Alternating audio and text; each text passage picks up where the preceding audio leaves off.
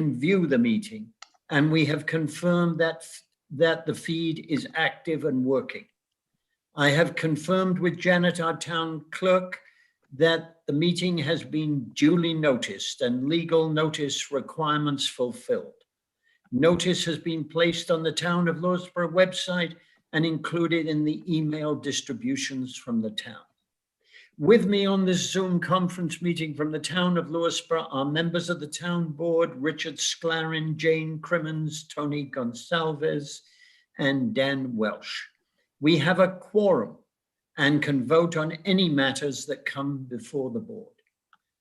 Also present are Town Attorney Greg Fulchetti, Town Clerk Janet Donahue, and Joel Smith, Facilities Maintenance Director. At the public comment periods, we ask that only the following persons be permitted to speak: residents of the Town of Lewisboro or the Katona-Lewisboro School District, owners of property in the Town of Lewisboro, employees of the Town of Lewisboro. If you want to speak at the public hearing or make a public comment, please raise your hand at the appropriate time. To do that, if you are on Zoom, put your cursor at the bottom of the window and you should see an image of people labeled participants. Click on that to get a panel on the right-hand side with icons at the bottom. You can then click Raise Hand. Participants who have raised their hand will show up on the host screen in the order that they raise their hands. The host will then unmute you and tell you that you have the floor. You may also have to unmute yourself if your microphone isn't active. We are also asking that your video be off during the duration of the meeting and only turned on when invited to speak. If you dialed in on a phone, you can raise your hand to indicate you want to talk by pressing *9. We will ask people to give their name and which hamlet they live in upon entry, and to keep their comments to 2 minutes. Our town clerk will be keeping time, and you will hear a timer at the end of the 2 minutes. If someone is disrespectful or uses profanity at this meeting, they will be asked to leave the virtual meeting, just as they would be asked to leave a physical meeting. Please remember that your camera is on and profanity will not be tolerated in any form, including gestures and acronyms. We also ask that your comments be limited to the issues and not attack people as individuals. Now, please stand with me for the Pledge of Allegiance.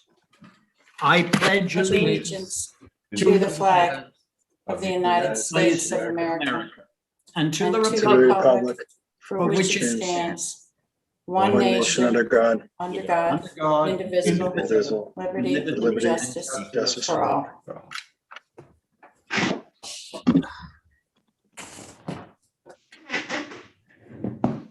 Oh, come on. We can hear you. I think you got rid of me, somebody. No, you're good. Yeah. We can see you. You can still see me? Because I Yes, can't we see anything. Yep.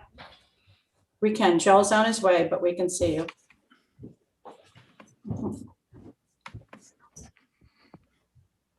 Maybe look for the Zoom icon on the bottom of your screen. I tried that. You're probably watching a different screen. Yep, Joel's on his way. He should How be there can we, momentarily. Mhm. what's happened to me?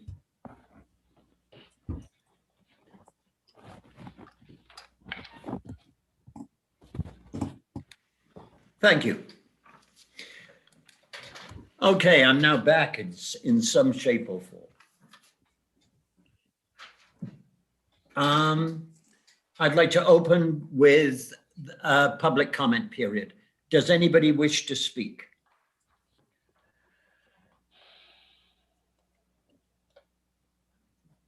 I do have one hand up, Peter, Yep. and Sam Zafira, I'm asking you to unmute.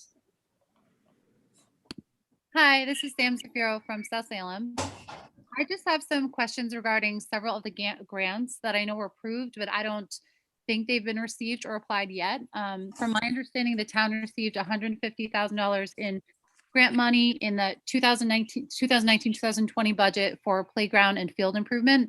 And I know that there will be an update to the ADA accessible trail at Lewisboro Town Park during the meeting tonight. I know that a portion of the grant is funding that project, but I'm wondering if the remainder of the money is still available and what's the timeline for improvements to the Fox Valley playground and the upgrade to the Fox Valley lower field. I've been listening to concerns about the conditions of the Fox Valley parking lot and how further deterioration will eventually lead to the fields being inaccessible. So are any of these funds slated for repaving? And if so, what's the timeline? And if not, what is the plan to fund and repair the parking lot? I know the town also approved borrowing of $300,000 to repair Onachoo Park, and I'm just curious when those repairs are scheduled to begin. And not related to the playground improvements, but I know there was an announcement in March that the town would receive $1.37 million from the COVID Rescue Relief Plan. When are we supposed to receive this funding? And what's the process the town is using to determine how best to apply the funds? Is the public a part of the process? And how can we give input to how we think the town should apply the funds? It seems like we have major infrastructure issues that have been long neglected and will lead to unsafe conditions, as well as the really serious health issues to address with regards to unclean drinking water in Oak Ridge Commons and Middle Pond Elementary Schools. So I'd like to hear how the COVID relief funds might be used to address these ongoing safety issues and what the timeline is for public input and the application of funds. Thank you. Okay, thanks, Sam. Sam, Peter, if I can, Sam, I would suggest if you email me with all those questions and I could provide an answer, but I'll have a few words to say at the end during polling of the board. Okay. Next, I'm asking Kimberly Morella to unmute. Kimberly?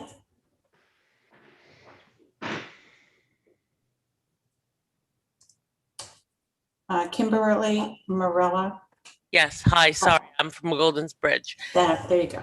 My question is partially just mentioned, but the American Rescue Plan announced by Chuck Schumer this past March, according to it, this is a $1.37 million that's supposed to come directly to Lewisboro. And my question is according to the plan, there are 6 eligible uses for the funds. So which of these uses does the town plan to address and why? All right. Thank you, Kimberly.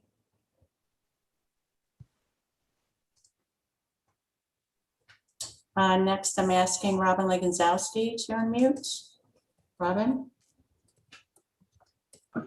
Hi, I've been listening to a lot of these meetings.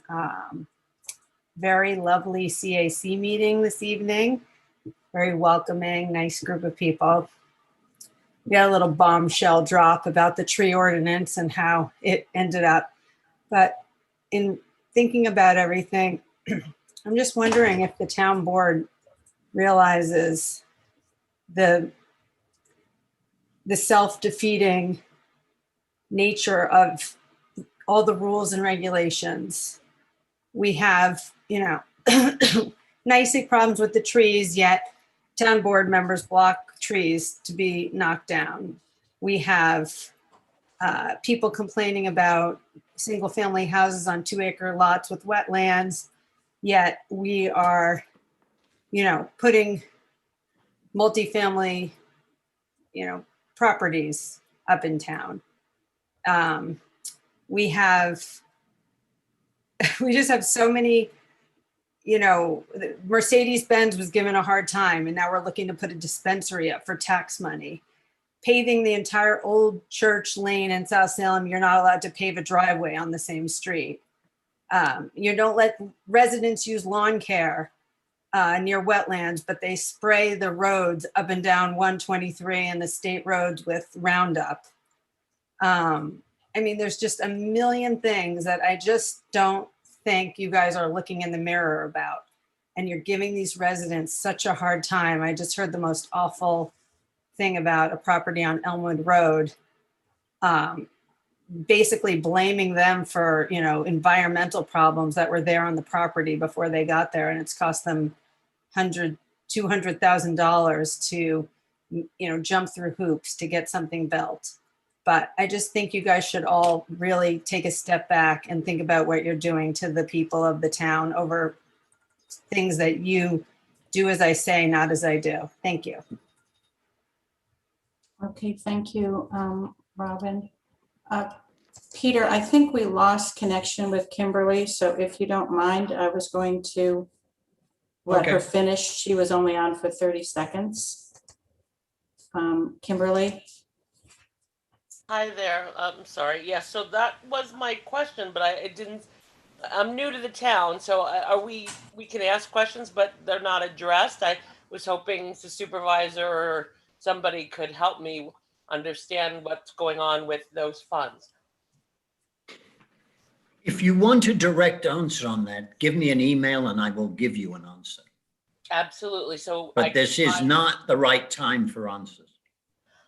Okay, I'm sorry. Different towns do different things. I guess I thought that's what the town board meeting was. All right, so I will send you an email that's available on the town website. Your email address? Yes, I think so. Everybody seems to find it. Okay. All righty then. And I did have one other question, but I can wait and let somebody else go next. It's a different topic. Well, no, go on. You've got time, I think. Haven't you, Jenna? 30 seconds. Okay. Okay, so I saw from the last town board meeting that there's a task force that was put together, I guess, council member Crimmins, about the Pride Month organization efforts, and just wanted to know what's going on with it. What's the follow-up on that? Okay. Okay. All right, thank you, Kimberly. Next, I'm asking Mickey Denicola to unmute. Mickey? Can you hear me? Yes, we can. Okay, Mickey Denicola, Goldens Bridge Hamlet Organization. I just have a question, but since I'm not going to get an answer, maybe this should come later, about the resolution that you're going to vote on tonight. I noted by reading it for the meeting that there's a condition in there about the Hamlet organization being responsible for any liability on the property. And if I remember correctly, and you can probably listen to it, when John Monty presented this, he specifically stated that we would not be responsible for liability other than while we're working on the property doing the refurbishing of it. So it seems kind of a waste of time to vote on something that we specifically can't agree to. That's it. Just for thought, since it's on the agenda. All right, thank you, Thanks, Mickey. Mickey. And it appears that's it, Peter. All right. I would like to move on to communications. The first item is that the Lewisboro Comprehensive Plan project launch will be on Tuesday, June the 8th at 7:30 via YouTube. Second item, figures for COVID are now 9 in Lewisboro, 4 in Pound Ridge, 14 in Bedford, 15 in Somers, and 9 in North Salem. I give all of those because we're so close together that we're really one unit when it comes to infection. Those are improving and improving steadily. The worry is our lack of vaccinations in town.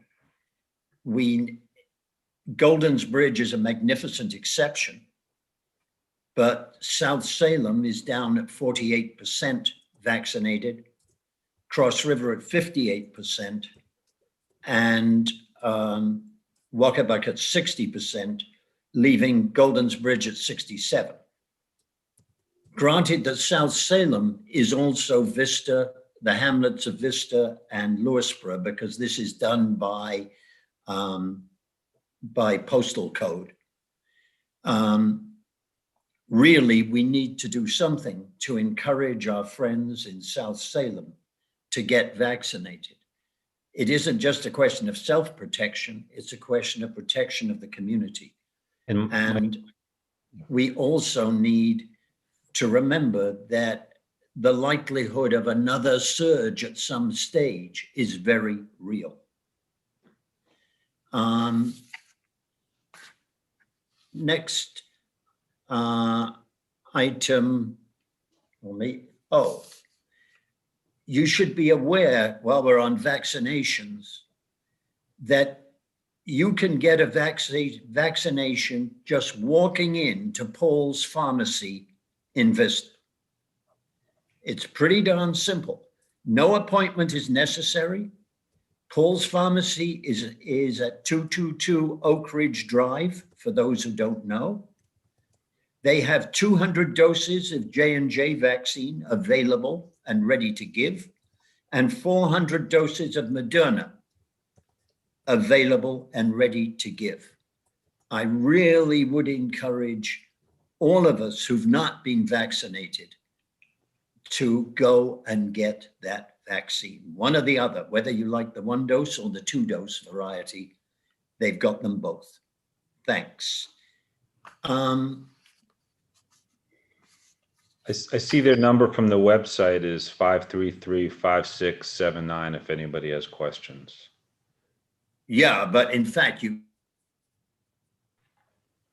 drive down there and walk in, or walk over there and walk in. Yeah, 9 to 6, 9 a.m. to 6 p.m. looks like the posted hours. Yes, but they're closed Sunday. Next, the consent agenda. I'd like to propose adoption of the consent agenda, including minutes of April 12th and monthly reports for April. Do I have a second? Second. Discussion. All in favor? Aye. Aye. We passed a wetlands law, but the planning board and our wetlands inspector had some comments on it, which I'd now like to include as an amendment to that law. They are minor amendments, but in their opinion, very necessary. Things like, we said you can install a shed not exceeding 144 square feet in footprint within the wetland buffer area. But we didn't say that you couldn't do more than one. So that in theory, somebody could have gone out and done 10 of these. The amendment reduces that to 1. It goes on to be specific about construction of a deck. Peter, should I share the screen so folks can see these changes? All right, if you want to. Okay. So this is the first one, installation of shed, not sheds, plural. But go on down. And we have construction of decks limited to 500 square feet and not overhanging a wetland boundary. And supports and footings must be hand dug, and excess fill shall be removed from the property or spread evenly beneath the deck and stabilized.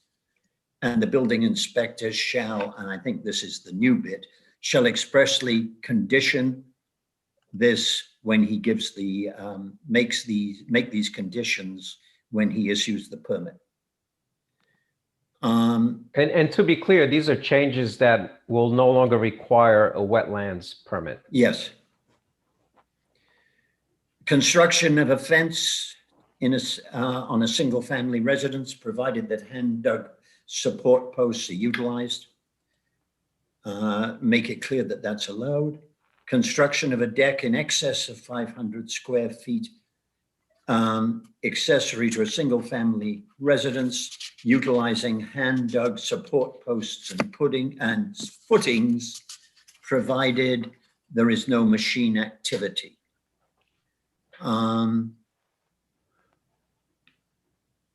Again, excess fill shall be removed from the property or spread evenly beneath the deck and stabilized. And construction of a covered porch with a ground footprint area of less than 500 square feet, located no closer than 50 feet to a wetland or water course. So you need a word there, 50. Yeah, What? that needs to be modified to include the word feet. Oh, all right. Yes. But didn't I say feet as I read it? You did, but it's not in the document. Well, what I say is more important. There was a sentence up at the top which I think needed a little clarity. Well, all I'm doing is setting a public hearing, guys. Okay, so we'll take a look at it.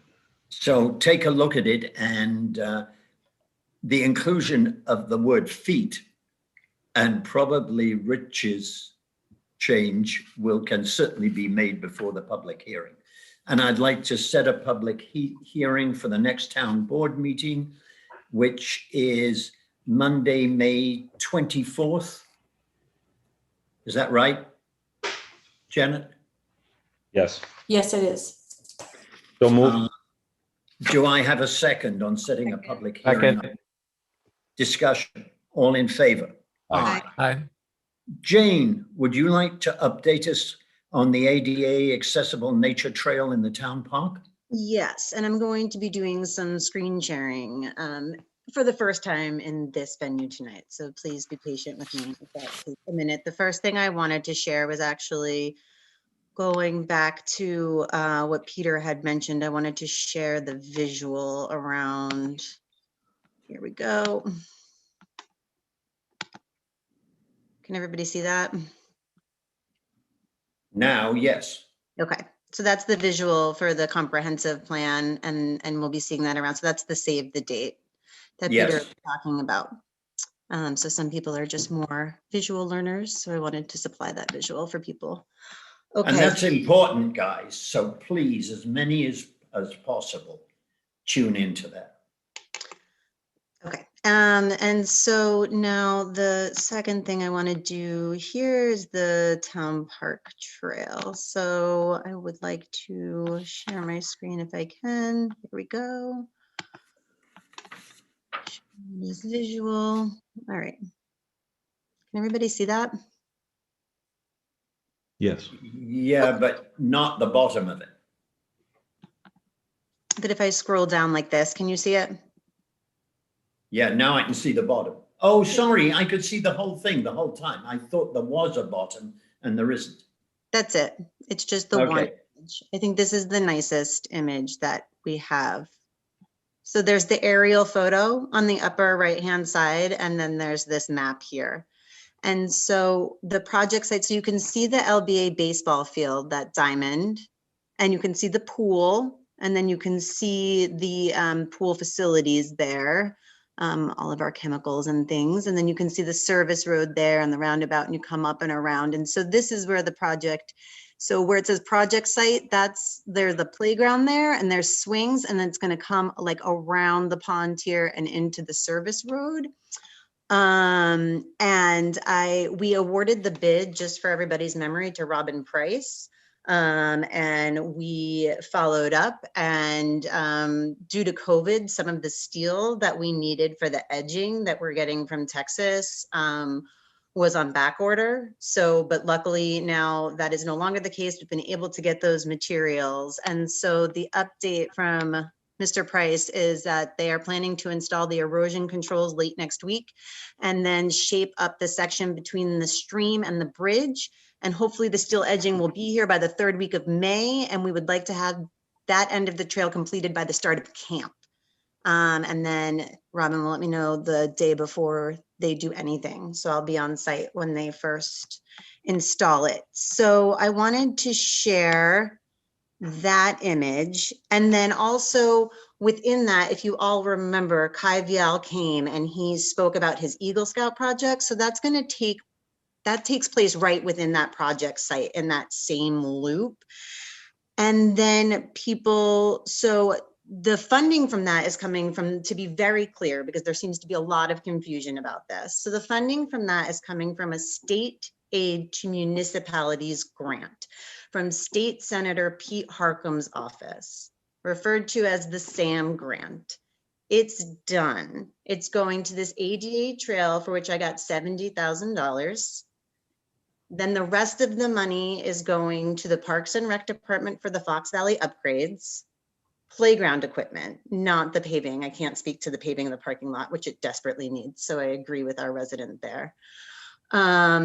And then there is additional funding going. So there's going to be a little leftover funding from the trails. So we're also going to give that $7,000 to the retaining wall of the Lewisboro Baseball Association fields as part of the town park project. And then we did some borrowing to meet the needs of the Lewisboro Baseball Association in Fox Valley Park.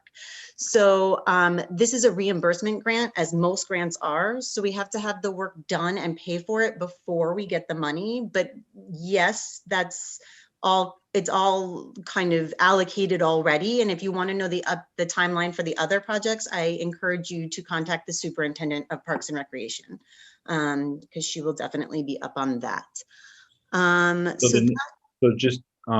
So Jane, the nature trail is 70,000. That's the total amount for that. It's 63,000 for Robin Price, but then we're gonna have to build some bridges. So we also Froze up there. I'm sorry, what? Oh, I'm sorry. So you froze up there for a minute. So 63,000 for the nature ADA trail. trail. Okay, and then you mentioned the Fox Valley playground equipment. So Mhm. do you have the breakdown of that piece? So I'm really just managing this one piece of the SAM grant, which is we split it 3 ways. And so Dana is really the point person for the Fox Valley numbers. I don't have them in front of me. Okay, so what was the total amount then without the breakdown? The total amount of the SAM grant that was?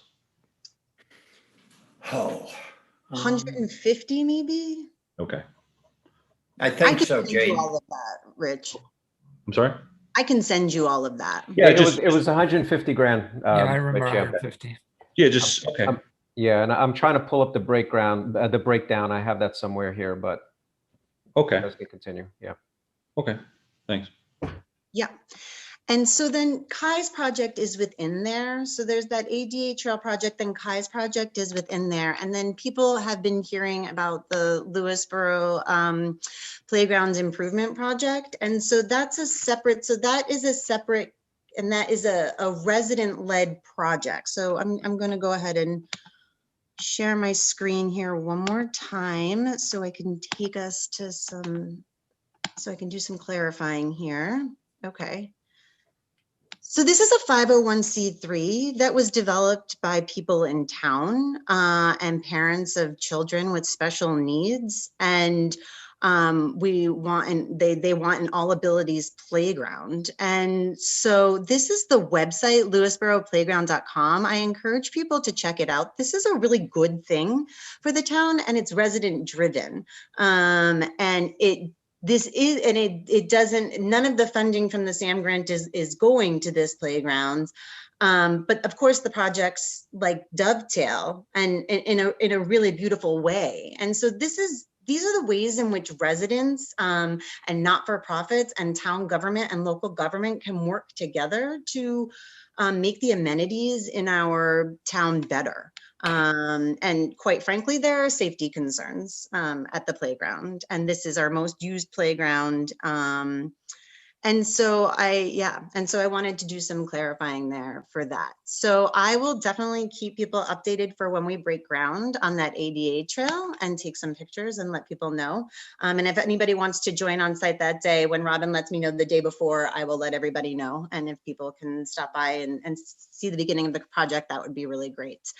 And so I'm really looking forward to this coming to fruition finally. I think it's going to be a great project and a great place for kids to ride their scooters and bikes. And we just did a bike event over the weekend with the Pedestrian and Bicycle Advisory Committee. And we were talking about how unsafe it is around here to bike, especially for young children, and how that amenity will be like a really nice addition to the town park. So we really look forward to bringing that all accessible, inclusive environment to town, and just improving upon, and it's exciting to be working with community members. Yeah, so that's it. So that's my update on the trail project. Are there any more questions about it? No, but that's super. I mean, it's just so nice to see expanded opportunities, in consideration of folks who needed a little different physical or whatever setting to be able to realize that. And it's thinking that we haven't done a lot of before. So thanks for pushing into that area. Yeah, I think it's so fantastic, this all abilities. I really feel that if you meet the basic needs of the most vulnerable, that you meet everybody's needs. Like, I really believe that in theory. And I think that local government and all government should be helping people meet their basic needs. I don't think that, I think that is not a new way of thinking about government's role, but a new way of pushing government's role. And so I truly believe that, and I've written some grants for this, and I talk, a little bit tongue in cheek about how we've tried trickle down economics. Let's try trickle up humanity. Like, humanity is going to start at the basic level. Every single community has marginalized folks. Every single community has invisible folks, and you make them visible and you center their voices. And this is what leads to unity and community. And so and Dan, I remember when we took our first walk around the town pond just to spit around these ideas. And so to see this project really come to fruition is an exciting thing. So. Thank you, Jane. There is one thing I'd like to add to that. There was some comment about why were we so darn slow to spend the grant? Yes. And the answer is pretty simply COVID-19. Yes. Contractors were not very interested in working during this period. We were not about to put volunteers working cheek by jowl with each other. And quite honest, and even when the contractors were prepared to work, they couldn't necessarily get the supplies they needed. Jane, I'm sorry, the way I wrote this agenda. You are now straight on Pride, update on Pride Month. That's okay. I'm ready to go. So I appreciate actually banging them out together. Rachel Simon has her hand raised, and if we could give her co-host abilities so that she could show her beautiful face and help me out with the presentation here. 161,805 is what is the total of the SAM grant at the end of the day. Okay. And Joel, are you set with Rachel? Okay, she should be set. Okay, Rachel, you here? Oh yes, hello. Hello. Okay, so let me first pull this up for. Can you see that, Rachel? Yes. Okay, I didn't get to finish the event, so I'm gonna, if you want to start talking, I'm gonna plug Jules's book in here.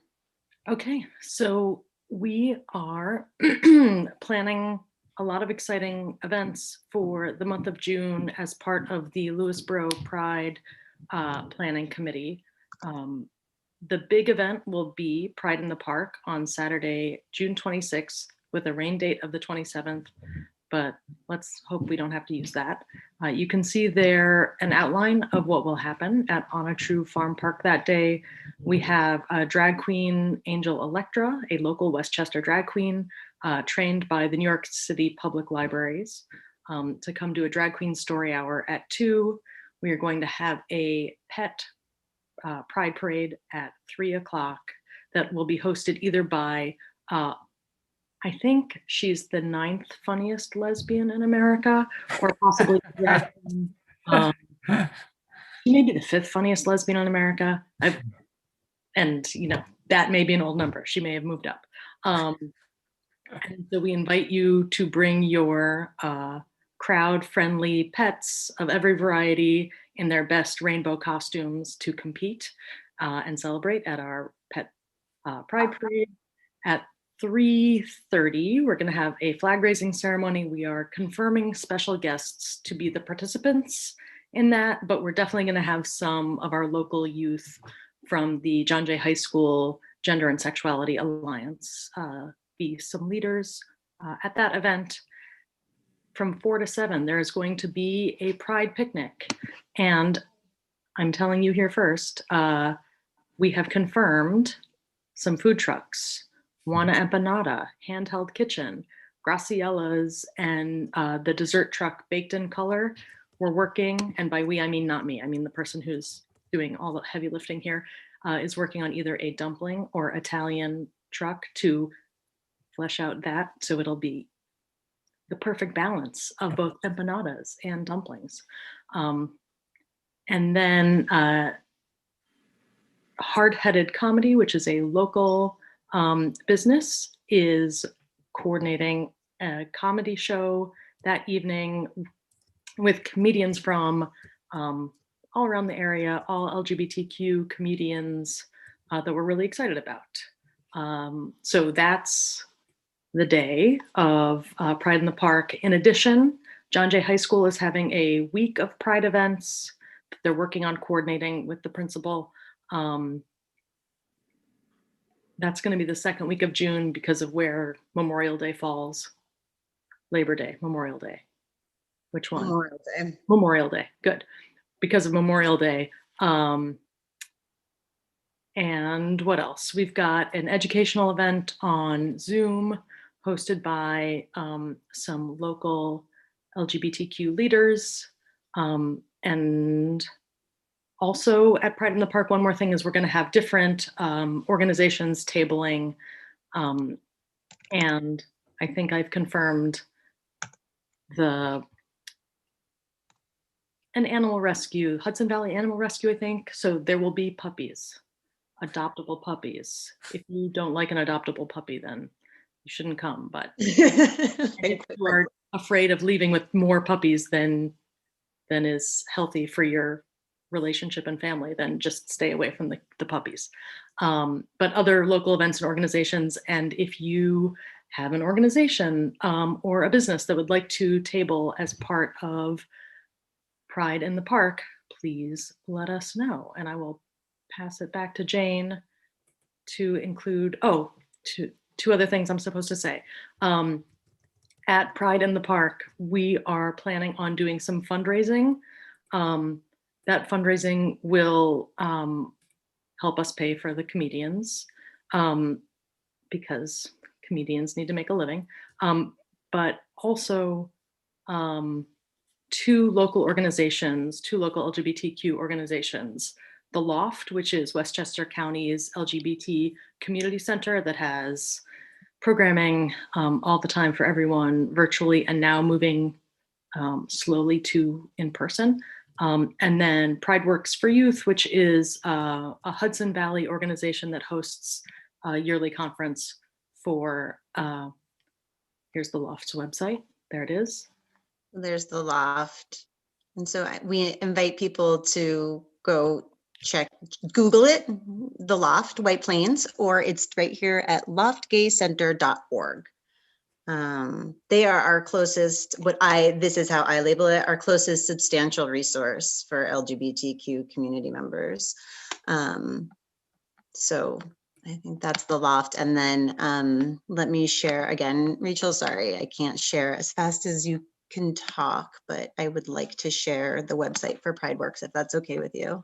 Absolutely. So PrideWorks is a yearly conference for LGBTQA plus middle and high school students. Remember when we could have 600 people in a room and we set up tables to look like that? Yeah. So that's what a gym waiting for 600 LGBTQ middle and high school students, and those rainbow flags that you see at the front of that space, we will be borrowing from them. I haven't told them yet, but we're going to borrow those rainbow feathers.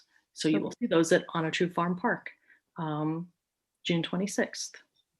Okay, Jane, what did I forget to talk about? I don't think anything. I don't think you forgot anything. I just want to say that that website is prideworks.com.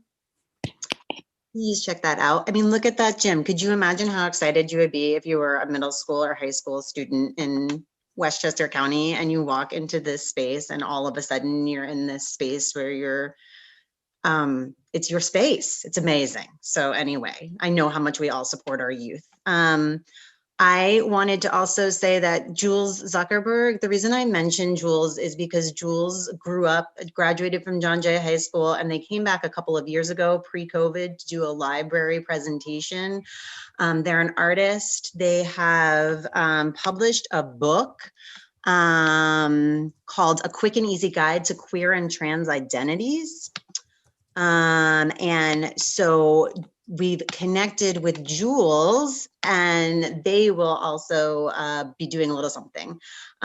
So Jules may be tabling and doing some buttons and having some copies of this fantastic book for which they did all the art for.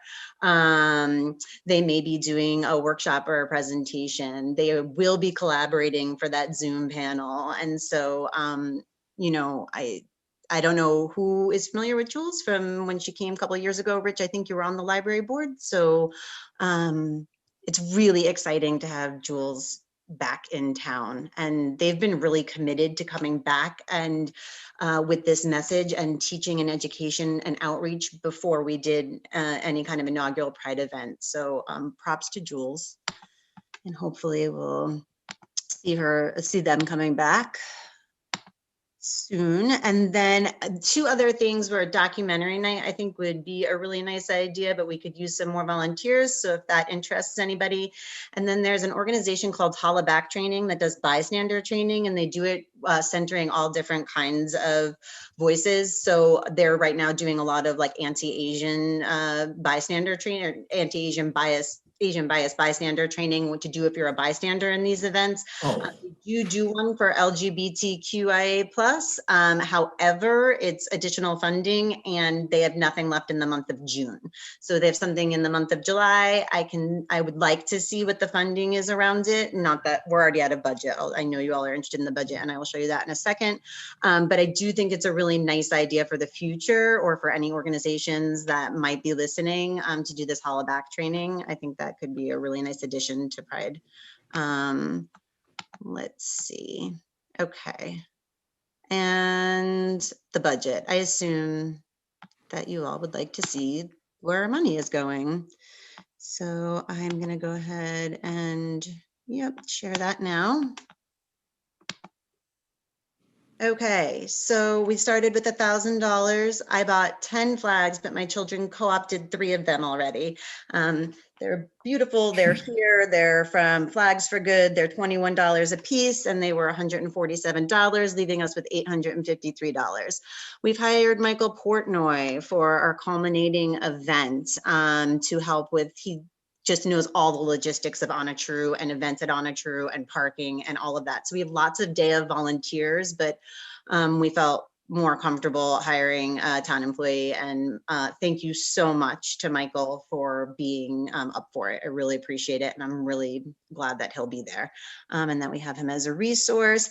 We're planning to buy about 7 or 8 banners for the Cross River Plaza. That's the only manager I heard back from. I emailed Phil Pine and Bob Loria over, or maybe somebody else over at Golden's Bridge, but I never heard back from them. Billy, I did hear back from. He's open for it. So we're going to do about 7 or 8 banners there, just like the veterans banners we did during Veterans Month, but this same image, but in vinyl banner and with the grommets and everything. And so that leaves us, that's 220. Those are really expensive, which is, we were going to do 15, but anyway, so we're left with $392. The comedians are $750 at a minimum. And so we're kind of talking about what to do with that $392, but it sounds to me like we would like to funnel that toward the comedians. We have unbudgeted items. The drag queen is $300. I'll be funding that. We have leftover comedian money, marketing materials, And so there's the budget. I know that some other town board members had shared that they'd be happy to help fund some of this stuff. So if anybody has any ideas or wants to help fund, let us know. I think that is, oh, here, I wanted to share this as well. And I'm almost done here. I know that this is a long time for this and I am almost done. Okay, I did want to share a Drag Queen Story Hour. This is an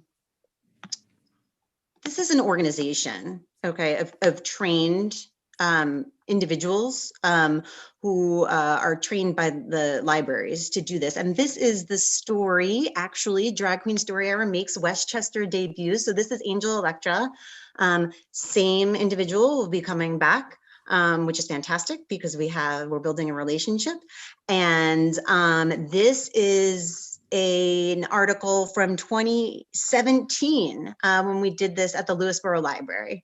And it was really successful. So we're really looking forward to bringing this back and Angel back. So if people are interested in this story, or if you're interested in Drag Queen Story Hour, please Google it. And you can see the credentials that people have and the inclusivity that they teach. And I think it's going to be a really valuable thing for our community. Again. And so with that, Rachel, I will ask if I forgot anything. So we're asking the town board for permission to fundraise at our event.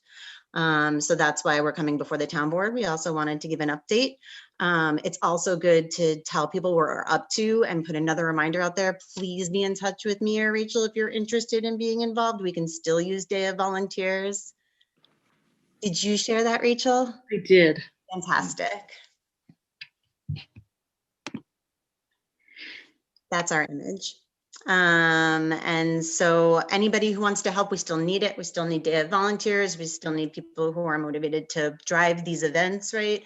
And we also are open to people like subsidizing things. So if that's something you're interested in, if that's your deal, then please let us know. Welcome one, welcome all. We're really looking forward to it. So the month is called Lewisboro Celebrates Pride, and the culminating event on the 26th, rain date 27th, is called Pride in the Park. And please know that it's at Onatruun Farm Park, because I know that traditionally in the park, people might think town park, but we're gonna be doing it on a true farm park. Are there any questions? Or Rachel, let me ask you first. Is there anything else you wanted to say or that I forgot? I want to say thank you to the committee. I see at least 6 of you here, and I appreciate all the work that you've done. And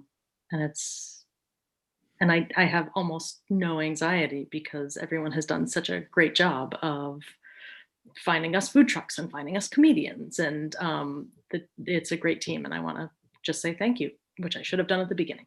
Yeah, me too. Me too. And thank you, Rachel. I mean, this really is, I mean, all of us here on the town board have our experience with organizing groups of people to drive them in certain places. And so we all understand process and we all understand when something is just like really working. This is really working. Like Rachel said, the team is amazing. Rachel delegates like a rock star, and then people go off and do their thing and come back. She like looped everything together, and all of our organizational meetings are efficient, fairly short, and fun. And so I think that's a really good starting place, and this seems to be rolling. And so we're really looking forward to celebrating with the whole community. And thank you so much to the task force members. Any Rachel. questions from the town board? The only thing that comes to mind, Jane, is do you have like the estimation on crowd size? And because I think we're still under the governor's orders with 200 max for outside events, unless you screen for COVID vaccinations. No, you hit the nail on the head. It's a maximum of 200, so we'll turn people away. Except I think that number is going up to 500 on May 19th. So in June, the number will be 500. That's right.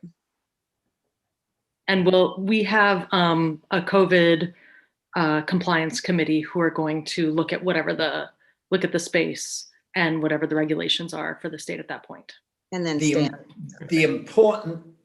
there are two important things. One, to follow the ever bouncing ball of what the governor decrees on this day, or Right. next day, or the day after, or the day after.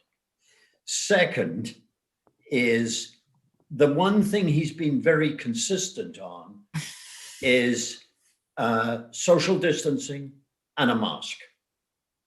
Unless you separate the crowd into two groups, vaccinated and non-vaccinated, in which case only the non-vaccinated have to stay 6 feet apart with masks.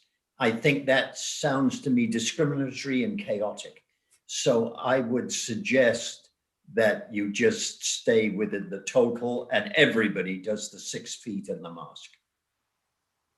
That sounds reasonable to me. I'd like to congratulate you, and I'd like to propose a resolution.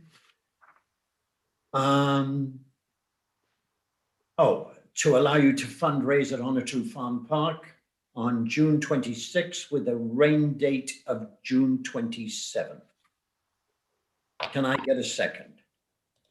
Second, do we need to, for the resolution purposes, the you maybe needs to be clear, or is the task force, allow the task force to fundraise maybe? I Just just to think, clarify. yeah, well, allowing fundraising to occur, task force is fine, but the people who will be doing the fundraising are likely, will be paying for the comedians. So can we just use, People will also be can we able just to say allow fundraising? allow for fundraising, and it's specifically for, the people there or the loft or Pride Works. Mhm. So allow fundraising for Pride Works and the loft. For any of the related So groups and whatever. Yeah. this may be unrelated to the resolution that's before us. So the compliance, Rachel was talking about the compliance group, or that's going to be submitted. That's at a future point. Is that? So like Peter said, there's the ever-changing nature of the information that's coming our way. So originally we had planned for the 200 people, but then as Rachel just kindly reminded us, on May 19th, that's going to change to 500 people.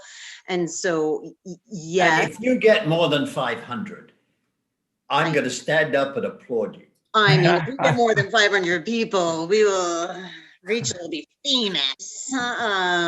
So I think that 500 is probably a stretch. 200 would be amazing. Would you stand up and applaud us for 200?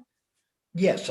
That'd be pretty I good. would also suggest that if you're having it at Honor True, yes, you think about some minimal cost for parking in Okay. order to because that's a lot of cars. Yes. Yeah. And you're going to need somebody to direct people into the appropriate parking area. When one parking area is full, where do they go next? So that was like that was one of the impetuses for hiring Michael, because Okay. who's the king of parking? And then we have Day of Volunteers. So Michael pitched himself, two other employees, and I was encourage like, you to go with a volunteer. what? I would almost encourage you to think about volunteers for parking. We will, but Michael will be the spearhead for it. He'll teach us how to do fine. it, and then we'll have volunteers do it. And I'm really liking what I hear about this, like suggested donation upon entrance for parking. Yes, that was what I was getting to. Yeah. $100. Yeah, a suggested entry fee of $500. No, we'll talk about that as a task force. Just the target amount of people for parking, we should try and have at least a half a dozen people to assist in that. Okay, thank you. I remember you doing the parking for the library fair. That's when. Right, as I learned under fire a couple of years ago, yes. Yeah, I remember you parked me. You led me to my parking spot. You did an excellent job. About how many cars can fit, do you know? In the upper A one. lot. Yeah. Jane, if it comes down to it, Yeah. You can park obviously in the gravel parking area Right. at the back. Right. You can park on the left of the driveway as you move in that field. Right. If you fill those two, and you need to have some discussions with Michael about the order, Right. you can park across the road Right. in the meadow at the Elmwood Road side of the preserve. Yeah. The And deed. finally, Yeah. if you really, I'd be amazed if you get this many, you can park to the south of the field which normally have the games at the library fair. To the south of it is another field where you can park. But that begins to be difficult parking if you don't want to get people stuck. Yeah, well, to amaze you is motivation enough for me, but I am certain that we will be able to handle parking between all of our experience with the library fair and the fireworks and the drive-in movies. And I feel pretty confident, but those are all really excellent ideas. Okay, I proposed a resolution. I got a second from Dan. Discussion, all in favor? Aye. Aye. I'd like to move on to a grants committee resolution. Bye, Rachel. And- Thank you so much. Oh, sorry, Rachel, I never said specific thanks to you. I sort of gave a generic thanks to everybody. Actually, it GBHO, isn't Peter. to the grants committee next. It's to a resolution to approve a license agreement with Golden's Bridge Hamlet Organization for a pocket park on the town's Fairmount Road property. You should know that I have received letters in favor of this from Madeline Polemini and Laura Schwartz and the Golden's Bridge Community Association, popularly known as the Colony, from Paul Stewart Strand. We heard an objection earlier this evening because the terms of the agreement include that the GBHO is responsible for insurance. That is true of every agreement of this kind that the town goes into. I suggest that we pass it as is, and is in fact Jonathan here? John Monty? Yes. I'm not sure. Yes, he is actually. We'll Can ask him. somebody Do you want me to Yes, ask him I'm to unmuted. unmute? I'm unmute unmuted. him? Oh, Yes, that was Janet. quick. Okay. Jonathan, it's up to you. I can propose that we approve it as it is. And if you have a real problem with the insurance provision, then you can either come back and debate it with us afterwards, or you can try or debate it and we'll bring it back at the next board meeting with whatever we resolve. We'll go ahead with accepting it, and what we'll do is we will run it by our lawyer. Okay. Okay, and that, because then that just gives us the option of just coming back to debate it with regards to insuring the property. We were always going to insure the people working there. That was never in question. For us to carry the insurance was, I did say that we had no intention of carrying the insurance. But again, like I said, I will run this by our attorney as well. This is a very standard town agreement. Well, as a possible suggestion, maybe we come up with an effective date, a future effective date, very close from now, so it gives a little built-in window, and it'll, if that works, I don't know. I don't see how that helps, Rich. Okay. I mean, the effective date now is upon signature of the agreement. Is that correct? Okay. Yeah. Okay. Yeah, it just has to be correct. Jonathan is listed as an attorney on. So Yeah. Jonathan would do well not to sign it until he is satisfied about the insurance provision. Fair enough. Okay. Yes. So, yeah. Is there no way to sort of rejigger this so that the GBHO is creating this thing, but then it's still it's a town piece of property that we've basically allowed for this use? I mean, people can come and hang out at our other parks and everything. I mean, yeah, I guess there's a little, you have to take care about, naming it a town park or something, then can maybe, you get sort of adverse. I use don't want to and- get into that, Dan, because I'm currently negotiating to give it away, Yeah. Okay.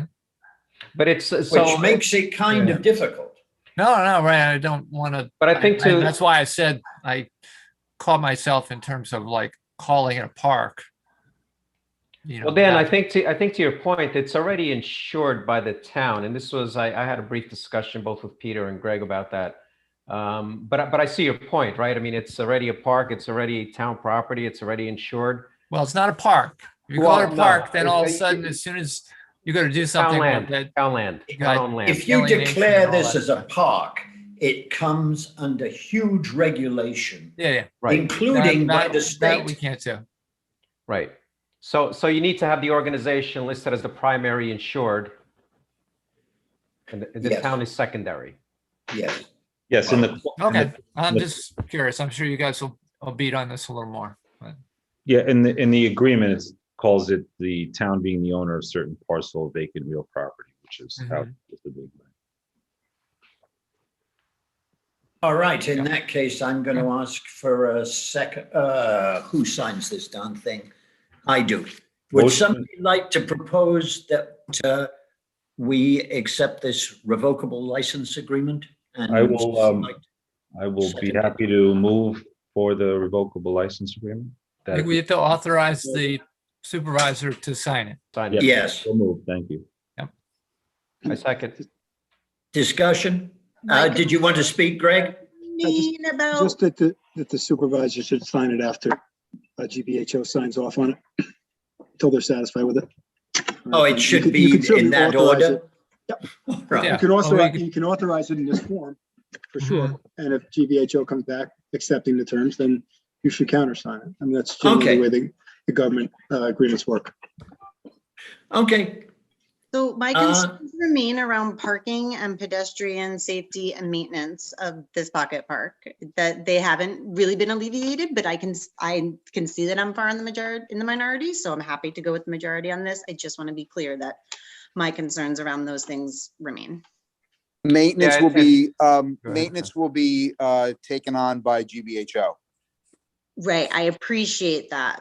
And at the same time, like with the rail trail, I think we had some maintenance agreements and the town has taken over some maintenance for that. And it's about $250 when we maintain it. So it does happen that, with the best laid intentions, it's physical labor. And so that gets really hard to keep up with for any volunteer organization. And I think, yeah, with the rail trail, that was agreed to with the land trust, that the town would take on some of the maintenance. But to the point, your point, Jane, which is well taken regarding the parking, we actually, we had a GBHO meeting there on Saturday. yeah, So the parking would be whatever is currently available, right? So there's really not much parking in that area, so people cannot park illegally. this is going to be a park that people walk to, Exactly. Yes. Yes. bluntly. I mean, it's, I hear that. So then my concerns are that this is not like for the whole town. It's not. I mean, it's not. If It's they- well, that's they- like they- saying Leon Levy isn't for the whole town.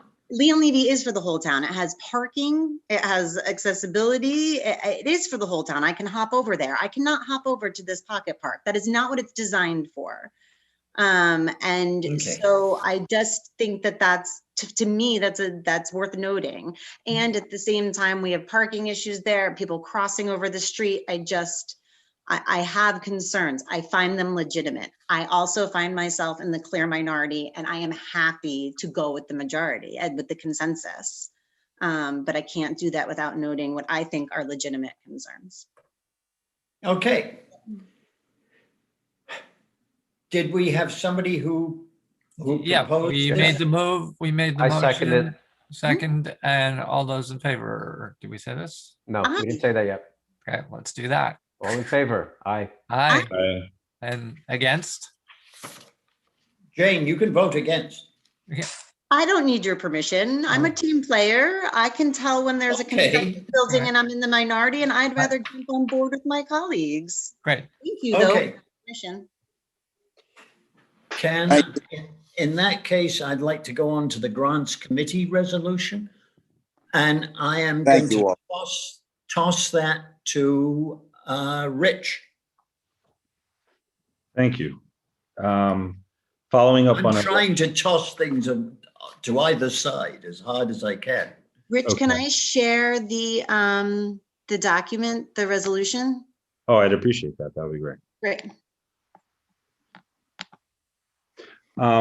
While Jane gets that up on the screen, following up on our last meeting, as was brought up, we had a resolution drafted, which I worked on with the outstanding assistance and input from our town attorney, and turned into a resolution to be adopted this evening to establish a Town of Lewisboro Grant Advisory Committee.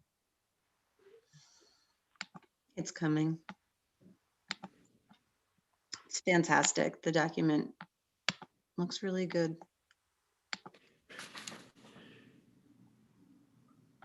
Can you see that? I can, that's great. Great. So, Mr. Supervisor, how do you want to proceed? Do you want me to read I'd it? summarize it quickly or alternative.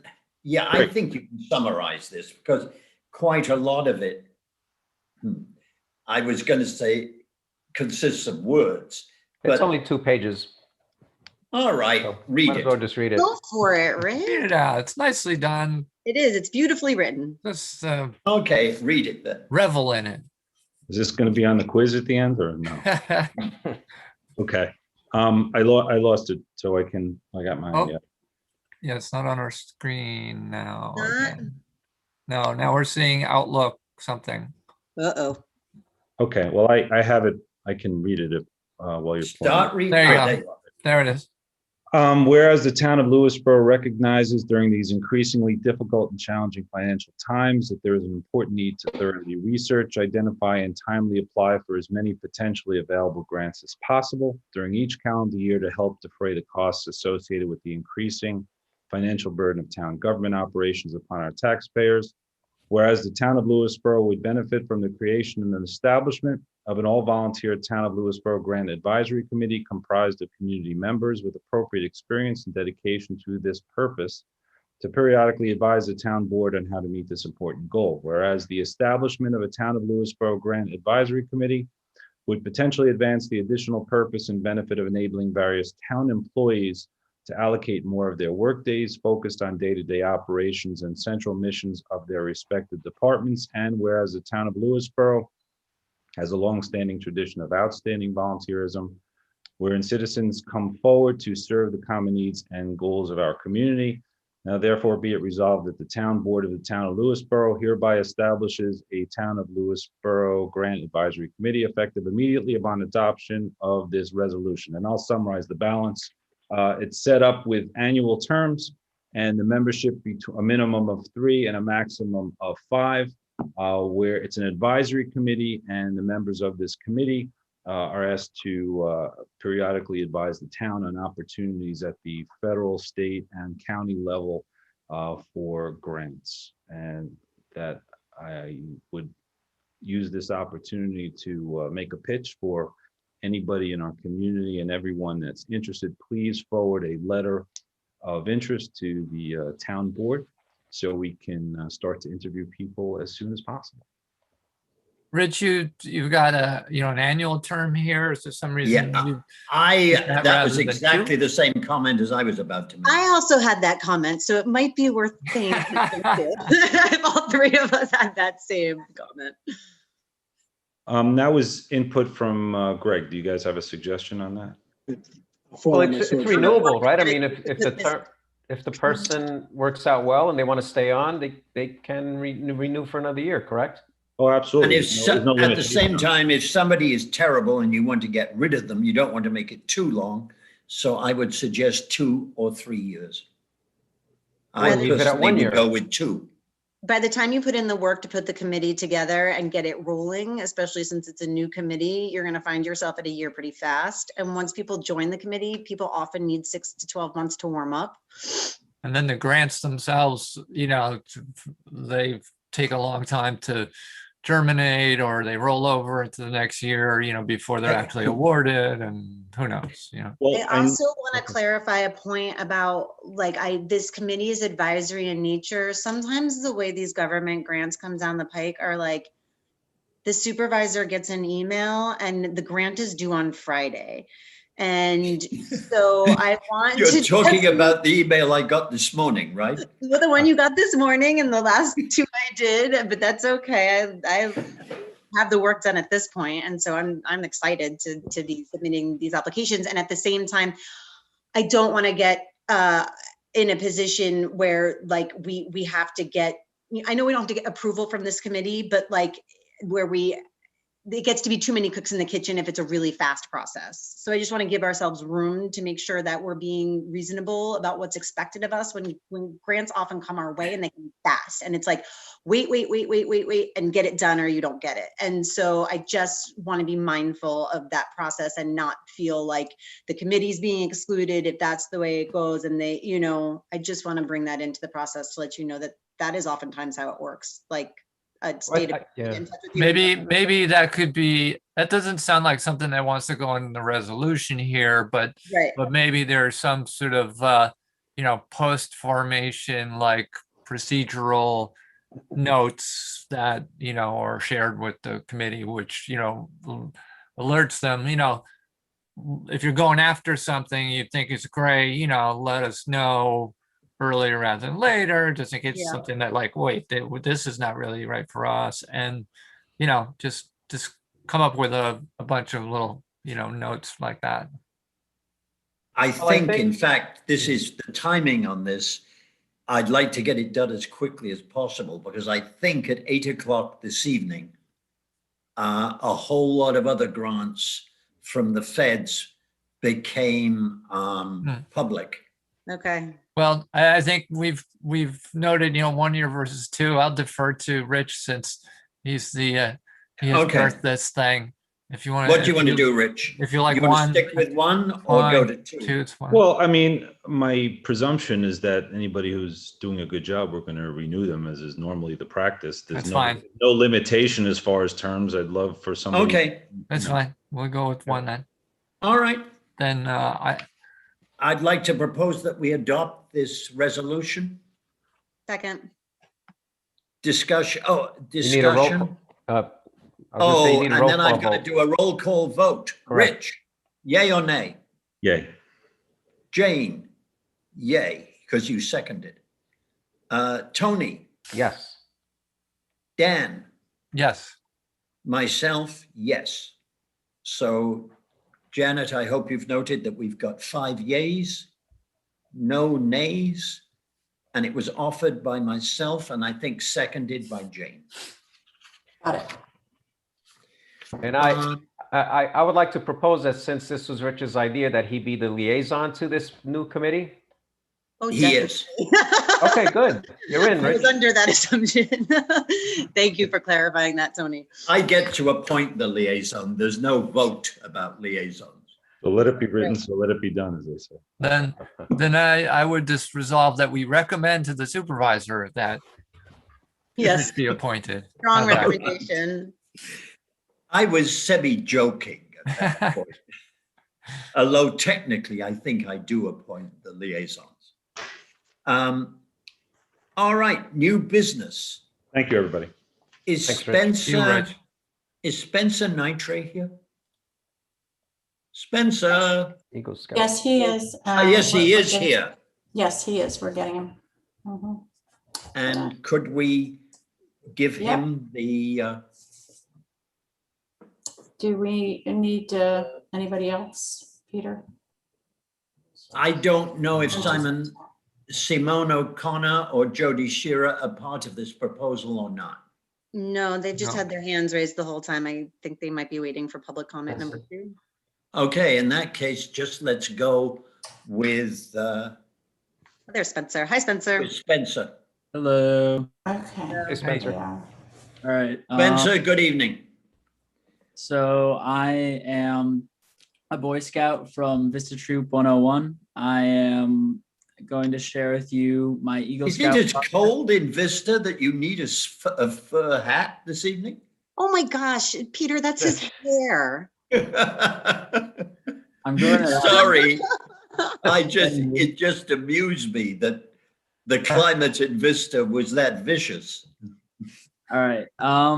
So let me get everything sorted first. Whoops. Wow.